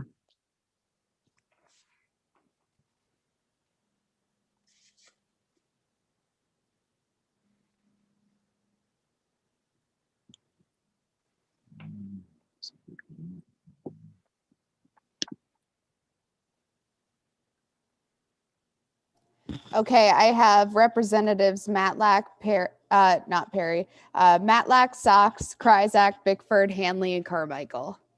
Anybody opposed? Oh, and Collings? Yes? Are you voting in favor, Representative Collins? Yep. I believe Senator Chipman's hand was up also, correct? Oh, Yeah, yeah, okay. I see that now. Yeah, it is. Yes, Anybody, okay. Anybody opposed?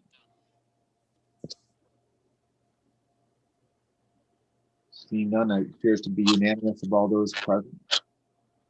So that concludes the work session on LD 731, which is our last bill today. Julie, do you have anything for us? Any amendment, review, discussion, or any amendments? I'm sorry, your audio was crackling on me. Were you asking if I had anything more for you today? Yeah, if you have anything, any announcements or anything we need to know about. I do not. Public hearing tomorrow morning, Friday. Representative Kreiser? Yes, I'd like to make a motion that we send a letter to OPEGA, or the chair send a letter to OPEGA requesting information that we need in order to vote on LD 308.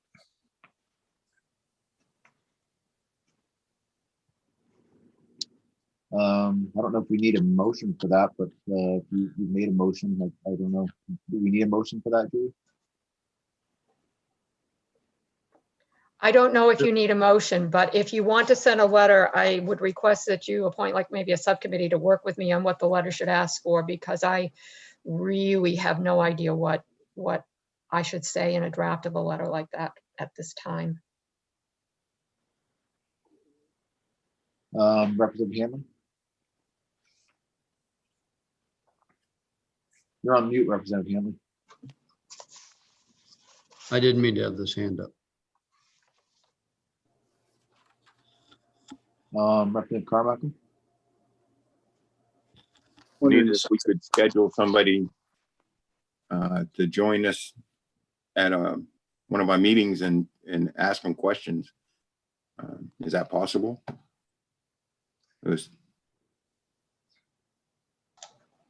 Then we could discuss the bill, get the answers that are available at that time, and then maybe we could move this forward. Maybe we could ask Lucia Nixon to join us for a meeting. I guess we could ask her if she's available to come and speak with us about it. I mean, that might be a good place to start. Is everybody okay with that? She's with OPEGA.